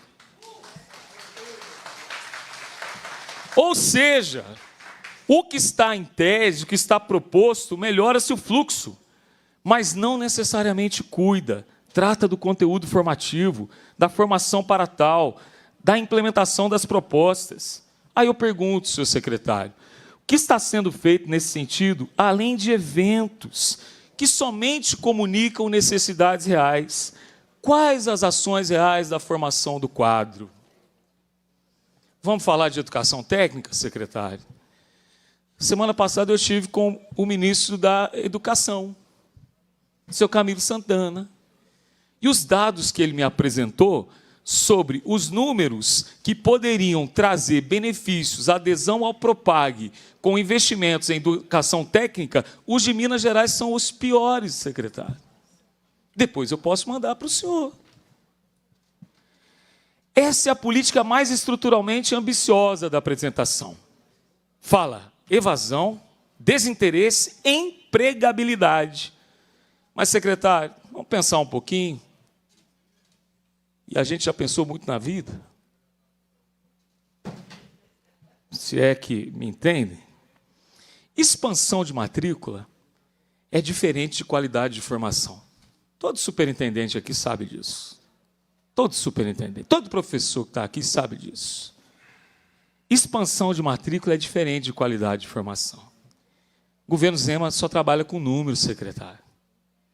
Mas, como diz aquele grande estatístico da USP, números podem ser tranquilamente torturados para que eles digam aquilo que eu quero ouvir deles. Qual que é a taxa de conclusão desses cursos? Qual o índice de inserção real no mundo do trabalho? A avaliação de impacto socioeconômico? Não tem. Sem esses dados, a expansão quantitativa, tão necessariamente na transformação estrutural, são inócuos. Aí, secretário, vocês pegam o que dá certo e querem acabar, que é o SESEC. Aquilo que é política pública, aquilo que faz a diferença, e aí eu quero agradecer a professora, a deputada Beatriz Cerqueira, lá de Boa Esperança, minha terra natal. Eu vi que tem mensagem também da minha cidade, domicílio eleitoral Varginha, que fez essa provocação. Lá em Varginha não tem SESEC, mas Boa Esperança precisa de SESEC. Muito. Assim como tantas outras cidades. Reveja isso, é um pedido aqui, secretário. Reveja isso. Vai entender melhor o que são os SESEC, secretário. Dá tempo ainda. Mas algumas questões em aberto. Estou encerrando aqui, deputada Beatriz. Diversidade e desigualdades regionais. Como eu já disse, a apresentação não diferencia territórios e regiões.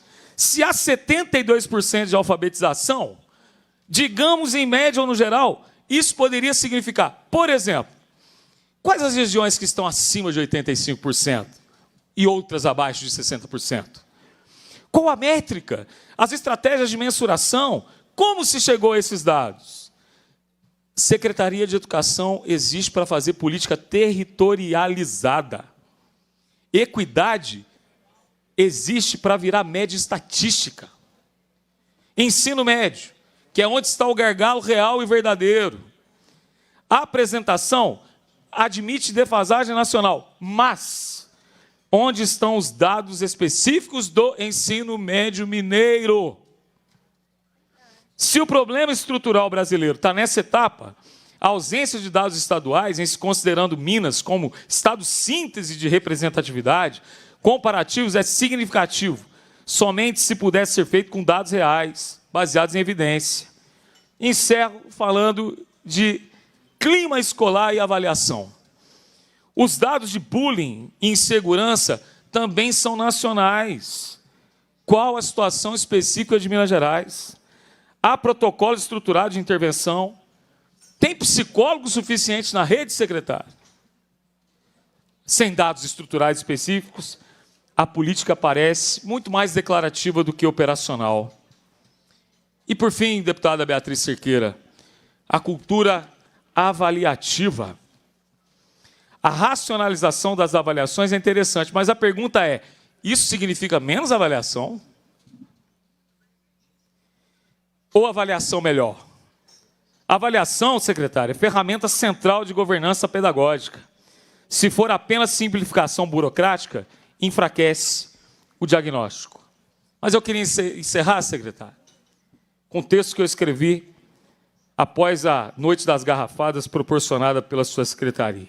Só um parágrafo aqui do longo texto que levou a um vídeo de 7 minutos que eu sei que viralizou entre os professores mineiros. Para o senhor refletir, algoritmos podem prever bastante, mas estão longe de prever quase tudo. Algoritmos não são inteligentes. Eles não podem prever o que acontece quando um grupo de adolescentes, em meio a 50 mil deles no estádio de futebol, resolve testar simultaneamente a teoria do caos.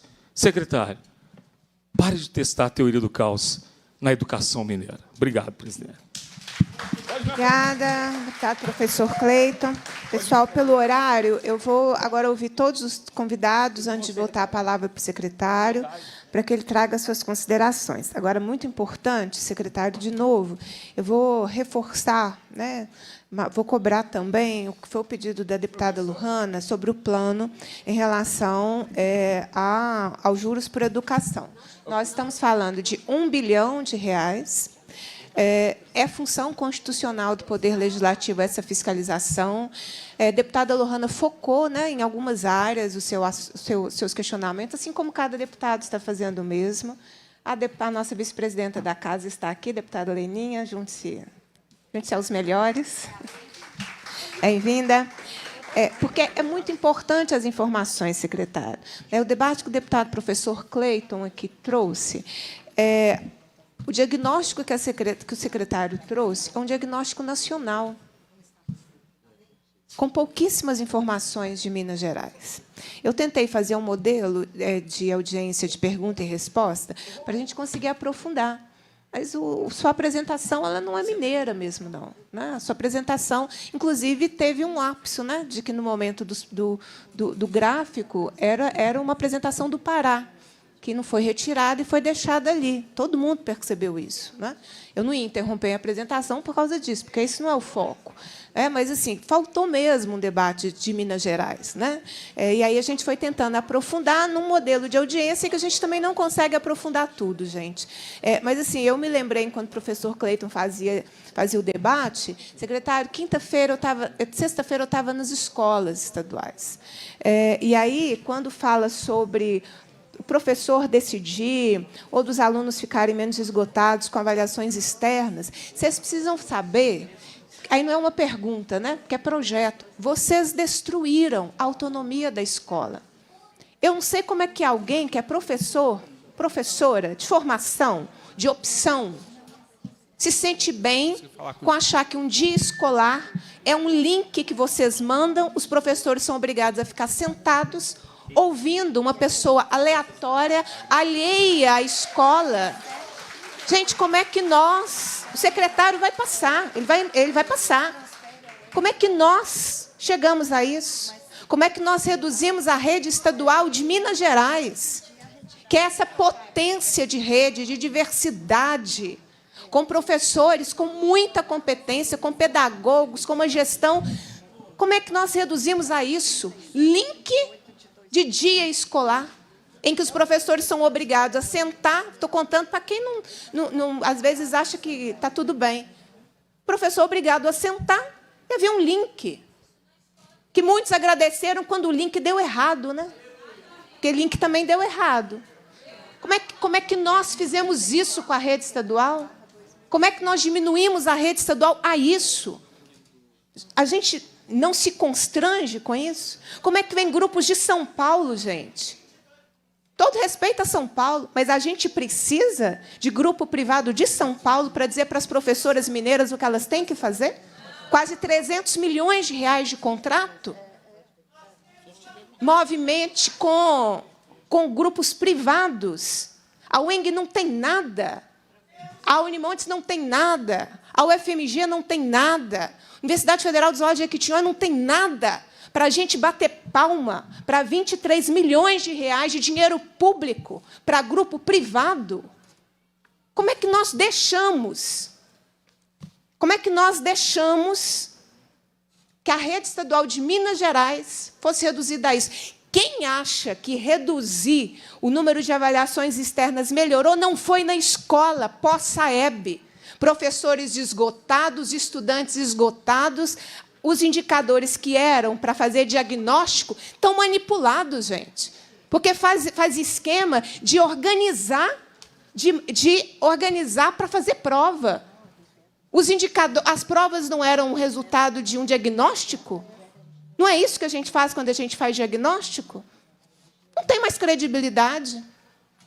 Nós estamos respeitando o direito dos alunos, expulsando esses meninos, fazendo certificação, como foi no final do ano? Ninguém ficou constrangido de menino de primeiro ano fazer certificação e ir embora, sem ter acesso ao conteúdo dos demais anos? E nem precisa falar que não aconteceu, aconteceu. Como eu contei para vocês, eu visito escola em dia comum. Eu não visito escola com um agendamento tão prévio que eu não consiga ver a realidade. Como é que nós vamos dizer para essas famílias que está certificado o seu filho, do 7º ano para o ensino médio? Foi isso que foi feito no final do ano passado, com uma rede esgotada, porque foi pressionada para fazer aulão, simuladão, e seja o que for, para, no período eleitoral, o Zema dizer para o Brasil como os dados de Minas são bons. Bons manipulados, porque perdeu a credibilidade. Eu só não sei como é que nós, que somos da educação pública, não ficamos constrangidos no que foi transformado a rede estadual. Conversa com o professor, gente, com que ele tenha liberdade de falar com você. Se eu conversasse com os professores e as professoras, que elas pudessem te dizer o que realmente pensam, de como é que vocês destruíram a autonomia da escola, como é que vocês acabaram com a autonomia do cotidiano escolar, como é que as pedagogas estão completamente arrebentadas de tanto trabalhar. Então, de fato, o diagnóstico aqui ele não foi um diagnóstico mineiro, né? Foi um diagnóstico geral, mas que pouca coisa trouxe em relação a Minas Gerais. Mas eu acho que é importante que você saiba que a gente sabe da realidade da escola. Né? Que a gente sabe da realidade da escola. Eu vou passar para os demais convidados, que a gente faz um apanhado só, e vamos fazer novas audiências. Vamos convidar o secretário. Né? E aí, esse ano, nós não vamos aceitar pessoas que não entendem do assunto serem indicadas para fazer audiência aqui na Comissão de Educação. A gente passou essa vergonha várias vezes. A gente não, que a vergonha não é minha, né?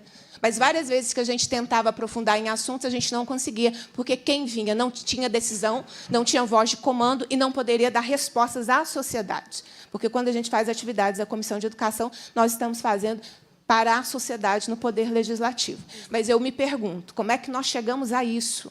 Ano que vem eu faço 30 anos de magistério. Como é que a gente desconsidera projeto da escola, como é que a gente não escuta a escola e como é que a gente bate palma para o dinheiro da educação indo pelo ralo para grupos privados que estão vindo para Minas Gerais, porque viram o filé que se transformou em Minas Gerais. Todo grupinho privado agora quer tirar uma lasquinha de dinheiro público aqui do Estado. Faz um projetinho, é contratado sem licitação, pago com dinheiro público, enquanto as nossas escolas estão como estão. Eu acho lamentável que a gente chegue ao que a gente chegou. Eu vou passar agora para o Múcio. Múcio, que vai falar sobre o SESEC, e eu vou passar na sequência para todos os deputados, que a gente, para depois o secretário finalizar. Então, é Me isso. permita antes, eu preciso, nos termos do artigo 120 do inciso 14 do regimento interno, prorrogo de ofício a reunião. Agora a palavra é sua. Então é isso, boa tarde a todos e todas. Eu começar agradecendo a Beatriz, né, por esse espaço de debate. E também não poderia deixar de agradecer o secretário, né, que está aqui mesmo convocado. Mas é importante que esteja, porque... Eu vou suspender por 5 minutinhos de novo. Os trabalhos estão suspensos. Pode ir, secretário. Obrigado. Está tranquilo, está tranquilo. Reta final da audiência, os trabalhos estão reabertos, eu devolvo a palavra ao Múcio, que está representando os SESECs. Não vão pedir datas, não. Pessoal, então é isso. Boa tarde a todos e a todas de novo. Agradecer a Beatriz, né, por esse espaço que sempre nós utilizamos, né, a Comissão de Ciência e Tecnologia. Educação, Ciência e Tecnologia dessa casa virou um espaço de debater a educação de Minas, e isso é fundamental. Ao secretário, agradecer também a presença, mesmo que na condição de convocado, que é fundamental que a gente faça um debate de fato, né? Construa um debate positivo e propositivo em relação à educação de Minas. O secretário, eu acho que pouco conhece Minas Gerais, né? Até porque está recém-chegado a Minas, mas eu convido para dialogar com os educadores, porque aqui quase todos nós temos história de educação. A maioria aqui tem bastante anos de educação e a gente conhece, de fato, o que é necessário para que a educação de Minas possa avançar. Com relação ao SESEC, secretário, eu queria dizer a Vossa Excelência que essa política de educação híbrida ou semipresencial tem um histórico de mais de 50 anos em Minas. Desde os anos 70 ela é praticada. Então, eu acho que não justifica, no momento em que boa parte da nossa população tem grande dificuldade de acesso à educação, principalmente essa parte da população que, em algum momento da vida, já teve negado esse direito, que são os jovens e adultos, e hoje eu até quero incluir educação de jovens, adultos e idosos. Nós temos SESECs que tem estudantes com mais de 70 anos. Lá, estão dizendo 86. Qual a importância da educação para um cidadão, para um sujeito nessa idade? É para muito além da formação, do conhecimento. É um espaço também de saúde pública, que ele possa estar utilizando aquele espaço para sanar alguns problemas. Sair de casa para um cidadão de 70, 80 é algo muitíssimo importante. Então, acho que a gente tem que prezar por esse jovem. Mas eu queria voltar um pouquinho. Ontem, eu estava em uma audiência, em uma etapa municipal da Conferência de Educação, no município próximo ao meu, e, ao avaliar os dados desse município, eu percebi que nem o Estado, nem o município tinha sequer uma matrícula de educação de jovens e adultos. E quando eu fui avaliar os dados mais intensamente, com mais intensidade, percebi que 21,9% da população de 15 anos ou mais desse município é analfabeta. Ou crime que estão cometendo. E esse município não tem um SESEC. Mas a 20 quilômetros desse município, tem um município que tem SESEC. Ao invés de fechar, por que a secretaria não propõe uma parceria com os municípios para que permita que os SESECs ofertem educação com mais intensidade? Os SESECs já são regionalizados, gente.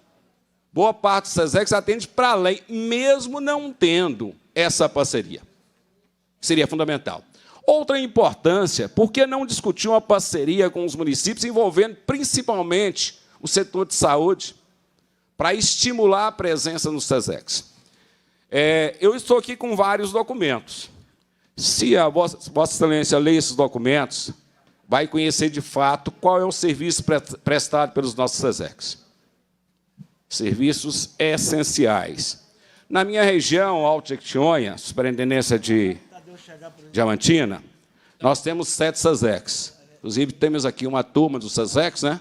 Passamos uma noite dentro de uma van, sem dormir, para chegar aqui para participar dessa audiência pública, porque nós sabemos que é a condição que nós temos de mostrar a importância e, de certa forma, eu vou até dizer, exigir respeito e a manutenção dessa política. Vossa Excelência falou de violência, inclusive, em relação aos alunos. Eu pergunto, existe violência maior você dizer a um cidadão, no dia 31 de março, que saia da escola e vai embora para a sua casa, porque esse espaço não te atenderá mais? Isso não é uma violência intelectual? Isso não é negar mais uma vez esse direito? Então, a gente precisa de entender que onde tem um cidadão procurando o conhecimento, aquele espaço tem que ser valorizado e tem que ser estimulado para que outros possam procurar. Não fechar as portas. Outra coisa, discutir educação de jovens adultos. Vossa Excelência disse aqui que um dos grandes problemas nossos foi o período da pandemia e culpou a educação em EAD como responsável. Quando o governo propôs, Beatriz citou isso muito bem, propôs aplicar no ensino fundamental dos anos finais EAD nos SESECs, foi dito que não daria certo. E está provado que não deu. Porque a gente sabe, gente, a educação em EAD, ela é algo talvez superior. Eu não vejo aplicabilidade dessa modalidade para atender um sujeito que já teve negado esse direito à educação e um sujeito que já passou por várias necessidades de buscar formação. Ele não é por esse meio que ele vai adequar. E muito menos, o cidadão do SESEC, ele não é um cidadão, um estudante, sujeito, educando do SESEC, ele não é um sujeito para a educação de rede na modalidade presencial. Esse sujeito trabalha, ele é agricultor, ele é carpinteiro, ele é pedreiro, ele é servente, ele trabalha no comércio, ele está na colheita do café, ele está em N atividades. Ele tem um pouquinho de tempo para buscar essa formação.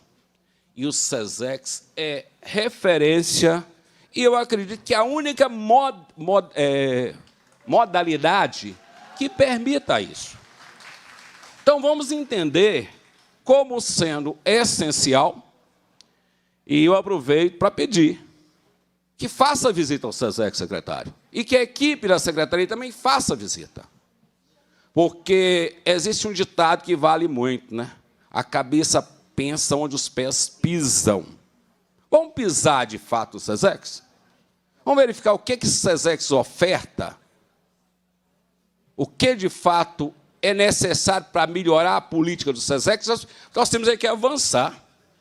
Não é, mais uma vez, eliminar, excluir, negar um direito, não.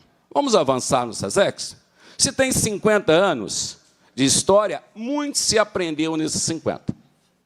Vamos aproveitar o aprendizado construído nesses 50, vamos continuar caminhando? Eu acho que pena que uma audiência hoje tem tantos temas para debater, né? Porque só a condição do SESEX seria um tema para um dia de debate.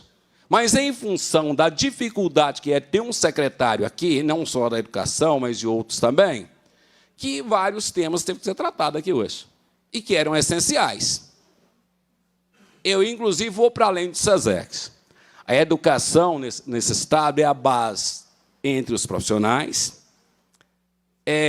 as menores remunerações, e nós temos uma condição pior, gente. É o único setor desse Estado que eu acho que, quando você consegue galgar uma vantagem, um direito, você tem que esperar uma eternidade para se tornar realidade. Inclusive a aposentadoria, né? Então, secretário, a gente precisa de avançar em vários temas, inclusive nesse. Mas, para finalizar, eu quero agradecer a cada um que dispôs a sair de casa e vir para cá para fazer essa luta do SESEX. Parabenizar o nosso sindicato Sindiúte, que é um sindicato heróico, 46 anos de história, de muita luta, e que não abre mão da luta. Parabenizar essa secretaria e a própria casa, né? Porque só existe essa comissão e a própria casa, né? Porque sem o parlamento não existiria essa comissão tão importante para nós. Então, força na luta, vamos voltar. Qualquer que for o resultado disso aqui hoje, não vamos abrir mão da nossa luta. Vamos lutar e lutar muito. SESEX tem que sobreviver, e não é um secretário ou um governo que vai matar os nossos SESEX de tanta história para esse Estado. Obrigado. Obrigada, Múcio. Vou passar agora a Denise Romano, que ela também traga suas considerações. Depois das falas, a gente faz a entrega coletiva. Pode ser, Múcio? Pode. Aí eu vou perguntar também a alguns representantes do SESEC para que a gente faça essa entrega bem coletiva. Tá bem? É um documento, secretário do SESEC, que os SESECs organizaram, sabendo da sua presença aqui conosco. Tá bem? Denise? Boa tarde. Já é boa tarde. Muito boa tarde.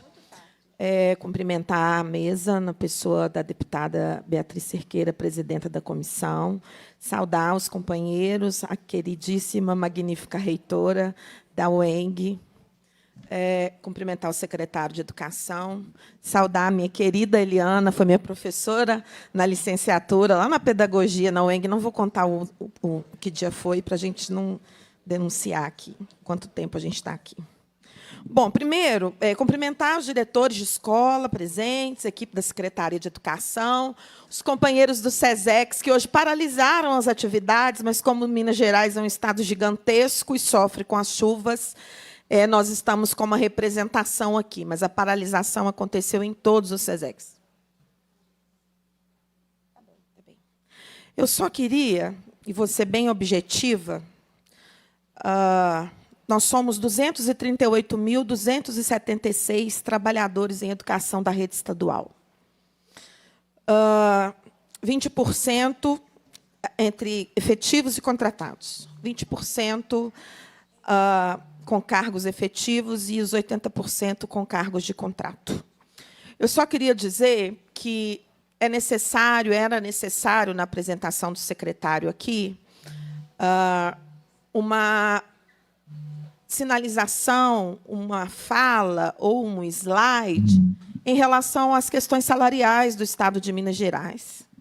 O reajuste do piso desse ano de 2026 foi tornado público através da medida provisória no dia 4 de janeiro. Aliás, no dia 4 de janeiro, nós oficiamos a Secretaria de Educação. Não dá mais para a gente ouvir que o governo está estudando sobre um reajuste de piso de uma política que é do ano de 2008. Nós estamos em 2026. E eu queria dizer que nós estamos aguardando aí a data do envio do projeto de lei do reajuste do piso salarial profissional nacional para todos os trabalhadores em educação da rede estadual de Minas Gerais, além das perdas relacionadas a todo o período do governo Zema, que não praticou integralmente os reajustes do piso salarial profissional nacional aqui no Estado, porque o governo do Estado transformou o piso em teto de remuneração, em teto de salário. E isso dialoga com todos os setores da nossa categoria, inclusive com as direções de escola, que estão temporariamente como direção, mas a maioria, a grande maioria, são professores, especialistas, que também têm problemas em relação à remuneração do seu cargo de origem, do seu cargo de carreira. Eu não vou me alongar mais, porque eu sei que tem outras pessoas que precisam dizer, e também em atenção à condição que o secretário está aqui hoje, retornando de uma licença médica, mas eu só queria alertar. Amanhã nós temos assembleia da categoria da Rede Estadual de Educação. Amanhã nós debateremos o indicativo de greve, porque a educação não quer esperar mais o governo estudar. E nós já vimos esse filme só lá para o mês de agosto, setembro, e olhe lá que a gente consegue receber o reajuste do piso. E esse ano tem limites, tem determinações e vedações, e nós queremos que o governo encaminhe imediatamente o projeto de lei de reajuste, que já está fixado, é regra, para os trabalhadores em educação da rede estadual. Obrigada.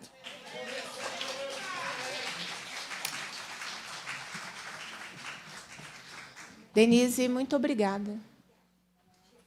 Só quero também reafirmar com você que nós teremos outras audiências específicas, principalmente sobre o debate da questão salarial e do piso. E vamos, inclusive, já agendar a audiência com a GE, para que ela nos explique, né, como é que Minas Gerais paga um piso que é de nível médio para a licenciatura. Esse que ninguém consegue nos explicar, ninguém do governo. Gente, eu vou passar agora, rapidamente, também para a nossa convidada, que é a Renata. Não, pode ser você e a Lavínia finaliza para a gente, tá bem?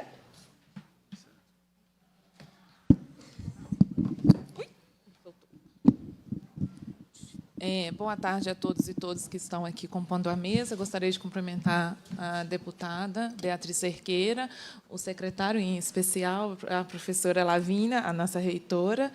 Infelizmente, não temos mais deputados aqui, mas eu peço que a minha voz ecoe até eles. Qual que é a minha solicitação, em especial a João Magalhães, que eu acho que já saiu daqui, o deputado.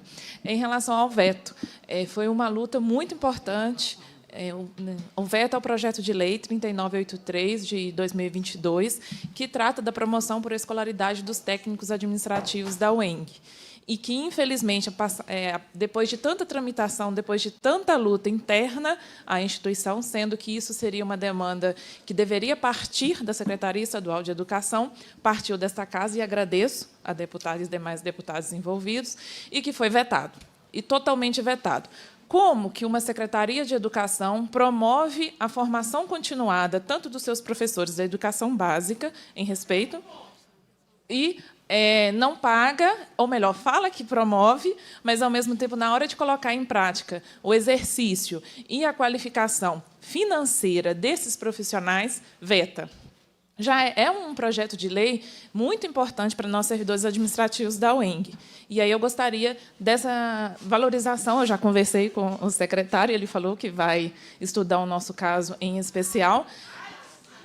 E solicito, né, publicamente, conforme ele já me relatou, esse destaque para também, quem sabe, né, partir da Secretaria Estadual de Educação, algo que é de direito de nós, servidores administrativos. Obrigada. Muito obrigada, Renata. E eu passo a palavra à nossa reitora da UENG, Lavínia. Bem-vinda, Lavínia, a palavra é sua. Obrigada, deputada Beatriz, presidenta dessa comissão. Cumprimento o secretário Rocieli, a querida deputada Lohana. Denise, é uma honra sempre estar na mesma mesa que ela, porque ela é a representação da importância de quem conhece a UENG Defende, essa poderosa, né, sindicalista, líder da categoria, que fez pedagogia na nossa universidade. A Renata também egressa, além de servidora, egressa de um dos nossos cursos no mestrado, e o Múcio aqui compartilho, né, com você o apoio que você pede aqui de todos nós. A Universidade do Estado de Minas Gerais, nessa fala curta que vamos fazer aqui, de pronto. O mais importante que eu ouvi aqui, secretário, que dentro, né, qual que é o tema? O que deveria ter no plano de governo relacionado ao ensino superior? Houve uma frustração, eu acho que essa audiência, ela, do ponto de vista, né, da fala do senhor, foi contemplado, né, foi falado, né, da educação básica, nada da educação superior, na apresentação. Então, a gente vai continuar discutindo isso. A gente tem participado, né, de algumas discussões, como a Rede Mineira de Educação, envolvendo aí as universidades federais, os IFES e as 2 estaduais, mas eu sempre peço para que os representantes do governo do Estado de Minas Gerais entendam e priorizem as 2 universidades públicas estaduais, que é a UENG e a Unimontes. Se vai discutir, não, eu estou vendo aí a avaliação. A UENG e a Unimontes tiveram condições de, pelo menos, concorrer. Isso é uma licitação. Por que é a Universidade X que vai fazer a avaliação? Foi um processo de licitação? Foi uma escolha? Então, são questões que me dói quando eu vejo que nós temos capacidades para responder a essas questões que são colocadas, porque, lógico, nós participamos aqui de Minas Gerais, temos um pool é o estado que mais tem instituição federal de ensino superior do Brasil, e nós somos menores aqui na quantidade, porque somos só 2 universidades estaduais. Então, a Secretaria de Estado de Educação, e olha, e é desde antes da UENG, essa tentativa de invisibilizar a instituição pública estadual, isto é muito sofrido para todos nós, para toda a nossa categoria. Nós temos que ter protagonismo. E, olha, esse é um grande legado do PROPAG, que, felizmente, parece que o 37 e 38 só está faltando ser lido pela mesa da Assembleia para ser retirado de pauta. O que acontece? Depois do movimento aí da tentativa de expurgar a Universidade do Estado de Minas Gerais, nós tivemos um recorde de candidatos ao vestibular da nossa universidade. Quase 50 mil pessoas se inscreveram para o nosso vestibular. Porque é isso, o ENC, quem conhece e defende, o PROPAG deu para que a universidade fosse conhecida e reconhecida. E nós pedimos à Secretaria de Estado de Educação que continue nesse diálogo, mas que 2 pautas aqui são imprescindíveis, que é a incorporação das gratificações, que tem PL aqui tramitando, das incorporações, porque temos perdido cérebros importantíssimos, porque a remuneração da nossa universidade é uma remuneração que nos envergonha. Muitas vezes, não diria que é o pior, porque eu não tenho esses dados, mas realmente nós precisamos ser valorizados. E os nossos administrativos ganham menos que o salário mínimo. Para não ter problema de descumprimento legal, paga-se o salário mínimo para o técnico administrativo. Então, tem que derrubar também queremos o apoio para a derrubada do veto do PL, que era 3983 de 2022, virou uma lei e foi totalmente vetado pelo governador. Enfim, eu anotei, tem mais uns 10 pontos aqui, mas nós não podemos nunca participar aqui sem defender a autonomia das nossas instituições de ensino superior. E nós contamos que a Secretaria de Estado de Educação tem que ter essa porta aberta, nos apoiar, porque a Universidade do Estado de Minas Gerais e a Unimonte são as 2 grandes propagandas do governo de Estado de Minas Gerais. Somos nós que somos raiz, somos nós que temos que ser valorizados, não só na questão da importância da pesquisa na universidade, mas principalmente naquilo que ela tem de mais importante, que é a sua comunidade acadêmica, professores, servidores técnicos administrativos e, logicamente, os estudantes. Estes, sim, são para os quais nós trabalhamos e dedicamos. Muito obrigada, deputada. Obrigada, Lavínia. Secretária, eu vou suspender a reunião, porque eu, inclusive, fui chamada de covarde pelo colega aqui por estar mantendo essa audiência pública. Então, nós vamos fazer o seguinte, que é da base que sustenta o governo na casa. Nós vamos suspender a reunião e nós vamos retomar essa reunião em outra data, com a agenda acertada com o senhor, quando o senhor tiver melhores condições de saúde. Porque, na primeira vez que nós fizemos a pausa, eu conversei com os deputados da base do governo. A gente tem que ter memória e participar da audiência o tempo inteiro. Me perguntaram ali atrás, os deputados que vêm, eles não ficam? Assim, cada um responde por si. Quando a audiência começou, primeiro é importante esclarecer, deputado Arantes, que o primeiro agendamento dessa audiência era o ano passado. O secretário tinha uma viagem, que ele preferiu mantê-la, respeitei, me disse quais eram as datas que ele poderia estar aqui. Não remarcamos para final do ano, com uma série de atribuições que a secretaria tinha, e a gente também estava nas votações da privatização da Copasa, lamentavelmente. Agendei para a primeira semana de fevereiro, recebi o retorno de que o secretário estava de licença médica, o que a gente respeita. A gente que defende, né? A gente que defende, né? Direito dos trabalhadores, direito à licença médica, né? E agendamos para essa data, quando a licença médica dele terminaria. Se ainda assim era necessário um período maior, não tinha problema nenhum. Quando teve a primeira interrupção, eu consultei. Podemos continuar em outra data? Não há problema nenhum. Eu até achei que a gente não retomaria. Qual foi o retorno que eu tive de vocês? Não, vamos continuar. Vocês, governo, vamos continuar. Agora, o tempo da audiência não é delimitado por quem está descontente com o conteúdo da audiência. Eu consultei sobre a continuidade ou não dessa audiência. Mudei a rotina para acelerar. Eu fiz uma postura indelicada de quando uma convidada estava falando, eu fui pedir a ela para ser um menor tempo de fala em função da condição de secretário. Mas eu errei, porque quando a gente tenta um mínimo de diálogo, a gente precisa ser chamada de covarde, de dizer o que eu estou fazendo é uma covardia, para me lembrar que tem que ter menos diálogo com vocês, porque eu poderia ter suspendido a reunião na hora que eu vi e retomado depois, e retomado um outro dia. Eu deveria ter feito isso, mas eu recebi como retorno. Não, vamos continuar. Aí a gente continuou, não é? Mas daqui eu falar que eu estou fazendo uma covardia, aí é um desrespeito comigo, tá bem?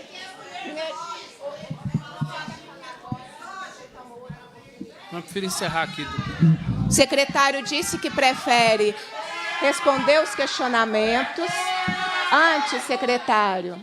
Completamente desnecessário que foi feito aqui comigo. Você tem que aprender a respeitar presidente de comissão. O secretário está me respeitando. Como é que deputado, colega meu da base, vem aqui fazer o que fez? Me chamar, fala que é covardia. Eu vou passar a palavra para o secretário. Eu só peço antes que o Múcio faça a entrega do documento para o secretário, porque tem muita gente com muita expectativa aqui, sabe, secretário? Não precisa levantar, não. O senhor pode permanecer onde o senhor está, ele vai aí. Ele vai aí, não é necessário. Né? E a síntese do documento é pedindo a continuidade da educação de jovens e adultos anos finais, iniciais, no SESEC. É isso que nós estamos, é isso que o Múcio está entregando ao secretário nesse momento. Eu ia fazer um processo melhor, por respeito a vocês, respeito ao secretário, mas esse tumulto aqui na reta final, que eu dialoguei o tempo inteiro essa audiência, dentro das minhas prerrogativas como presidenta, de conduzir, mas eu dialoguei o tempo inteiro, para, no final, ser chamada de covarde. Está encerrando sem plano. Falar que o que eu faço é covardia. Secretária, a palavra é sua.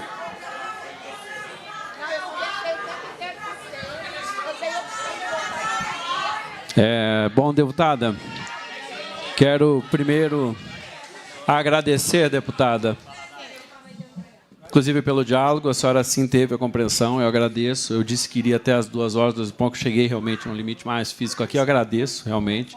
A senhora manteve e agradeço. Agradeço a possibilidade de estar participando. Queria fazer um breve comentário.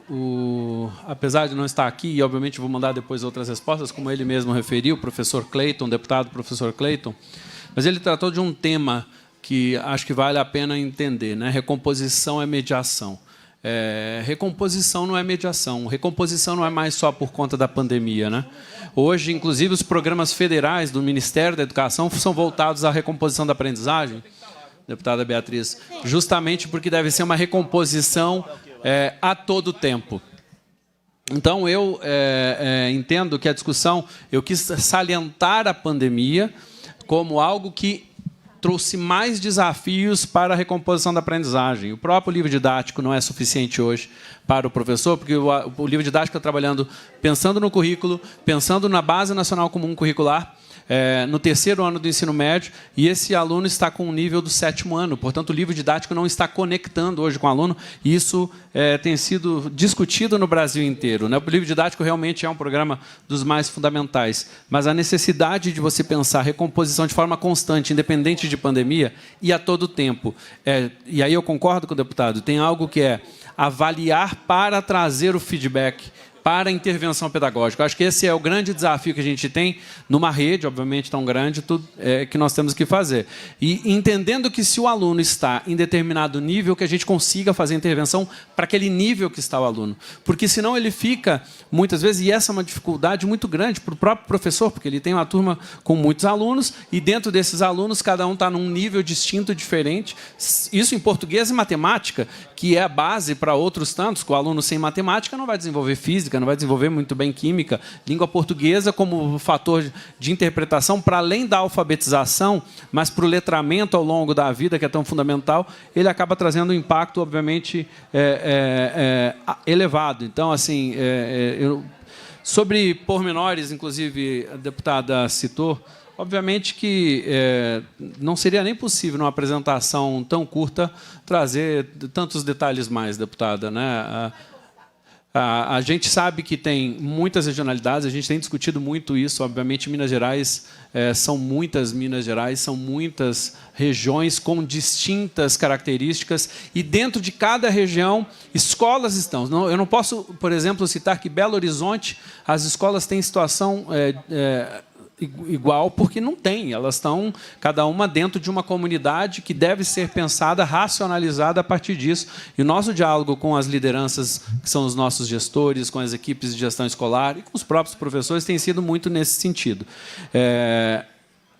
Trouxe também a questão de currículo, formação e valorização, que, obviamente, é um tripé que a gente buscou trazer e acho que deve ser aprofundado. Queria dizer ao Múcio aqui que recebia o documento, e como eu já disse antes, né, só fazendo um breve comentário, Múcio, vamos sim fazer a discussão. Deixa eu te fazer um pedido, nós estamos fechando. O senhor falou que até o final de março. Antecipa essa revisão. Vou fazer esforço para o mais rápido. Ali, ó, todos que estão ali são do SESEC. Deixa eu só fazer uma referência, que eles não vão ter condições de fala. Deputada. Alunos do SESEC, professores do SESEC. Antecipa. O final de março está muito longe. O final de março é a culminância, deputada, porque para eu chegar até a reescrita da resolução, nós devemos ter um encontro com os diretores ainda nos 10 primeiros dias de março. Por exemplo. 10 primeiros dias de março. Dentro dos 10 primeiros dias de março, nós vamos ter um encontro presencial. É uma data, os 10 primeiros dias. Para que a gente possa repensar. O pedido, secretário, é para revogação da exclusão da EJA, do ensino fundamental do SESEC. Esse é o pedido, que é o que o senhor recebeu aí em mãos, tá bem? Perfeito, eu vou ler com atenção e vamos fazer esse debate, sim, com vocês. Então, em 10 dias, nós podemos esperar que vai haver uma reunião com os diretores do SESEC. Aí a gente sabe. Até dia 10 de março. Até dia 10 de março. Ok, 10 de março é uma data. Ok, obrigada. Em relação... Vou só fazer últimas palavras, deputada. Em relação só ao tema reajuste, como eu já citei antes, inclusive a presidente do sindicato comentou, vou fazer muito en passant. Sim, nós temos a previsão e devemos fazer, nossa expectativa no mês de março ainda, ter o anúncio sobre reajuste. Está sendo discutido o funcionalismo como um todo, deputado, então, obviamente, não é só o papel da educação, apesar de termos a lei do piso e vamos buscar, obviamente, o reajuste nesse sentido. Então, ainda no mês de março, creio que o governo deverá trazer isso, e a CEPLAG, que vai, obviamente, coordenar esse preço. Tem não, data? Março. Não posso dizer data, porque não...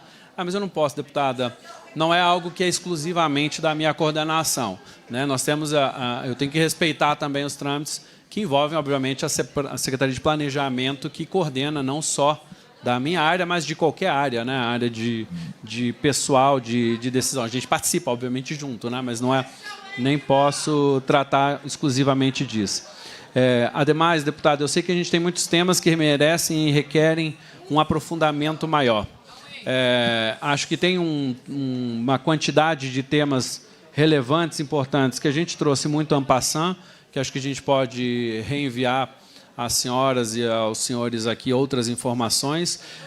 Podemos voltar e, no diálogo, construir outros momentos também, deputada, sem problema, mas entendo que a gente tem buscado fazer alguns passos. Queria agradecer a presença de todas as instituições, do sindicato, do SESEX, de todas as instituições que legitimamente trazem as suas ponderações. Eu não tenho nenhum problema de, dentro do debate, né, haverão discordâncias. Eu discordo de muitas coisas que trouxeram aqui alguns parlamentares, inclusive por desinformações em alguns momentos, mas eu não vou entrar no mérito de algumas coisas, porque muitas vezes é discordância inclusive de ponto de vista, de vida, de filosófico, e isso faz parte do jogo. Eu entendo o papel, obviamente, tanto da oposição quanto da situação, mas eu tenho algo que, para mim, quanto mais a gente conseguir focar na aprendizagem e em todos os fatores que fazem efetivamente isso contribuir, é como que a gente vai conseguir efetivamente avançar. E eu tenho certeza que Minas Gerais dará saltos importantes, e agradeço muito a oportunidade de ter estado aqui. Mais uma vez, deputada, presidente, agradeço a compreensão com a minha situação de hoje. Muito obrigado. Secretário, eu agradeço. Pessoal do SESEX que está aqui. Como ele disse que até o dia 10 haverá uma reunião com os gestores e, segundo ele disse que haverá uma revisão, só não tem o conteúdo dessa revisão. Logo após o dia 10 de março, nós vamos agendar uma audiência pública aqui.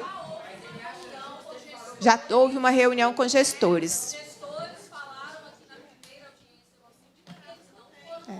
Agora, então, nós vamos aguardar o dia 10 e vamos agendar a audiência. Eu já vou acertar com a equipe da secretaria que possa vir, se não o próprio secretário, uma secretaria adjunta para estar conosco, tá bem? Pessoal, eu vou encerrar por respeito, inclusive, à situação de saúde do secretário, que, de novo, eu vou repetir, nós poderíamos ter dado sequência em outra oportunidade. Em momento algum, nós quisemos forçar a presença de um secretário que está retornando de uma... olha, o som continua, que está retornando de uma licença à saúde.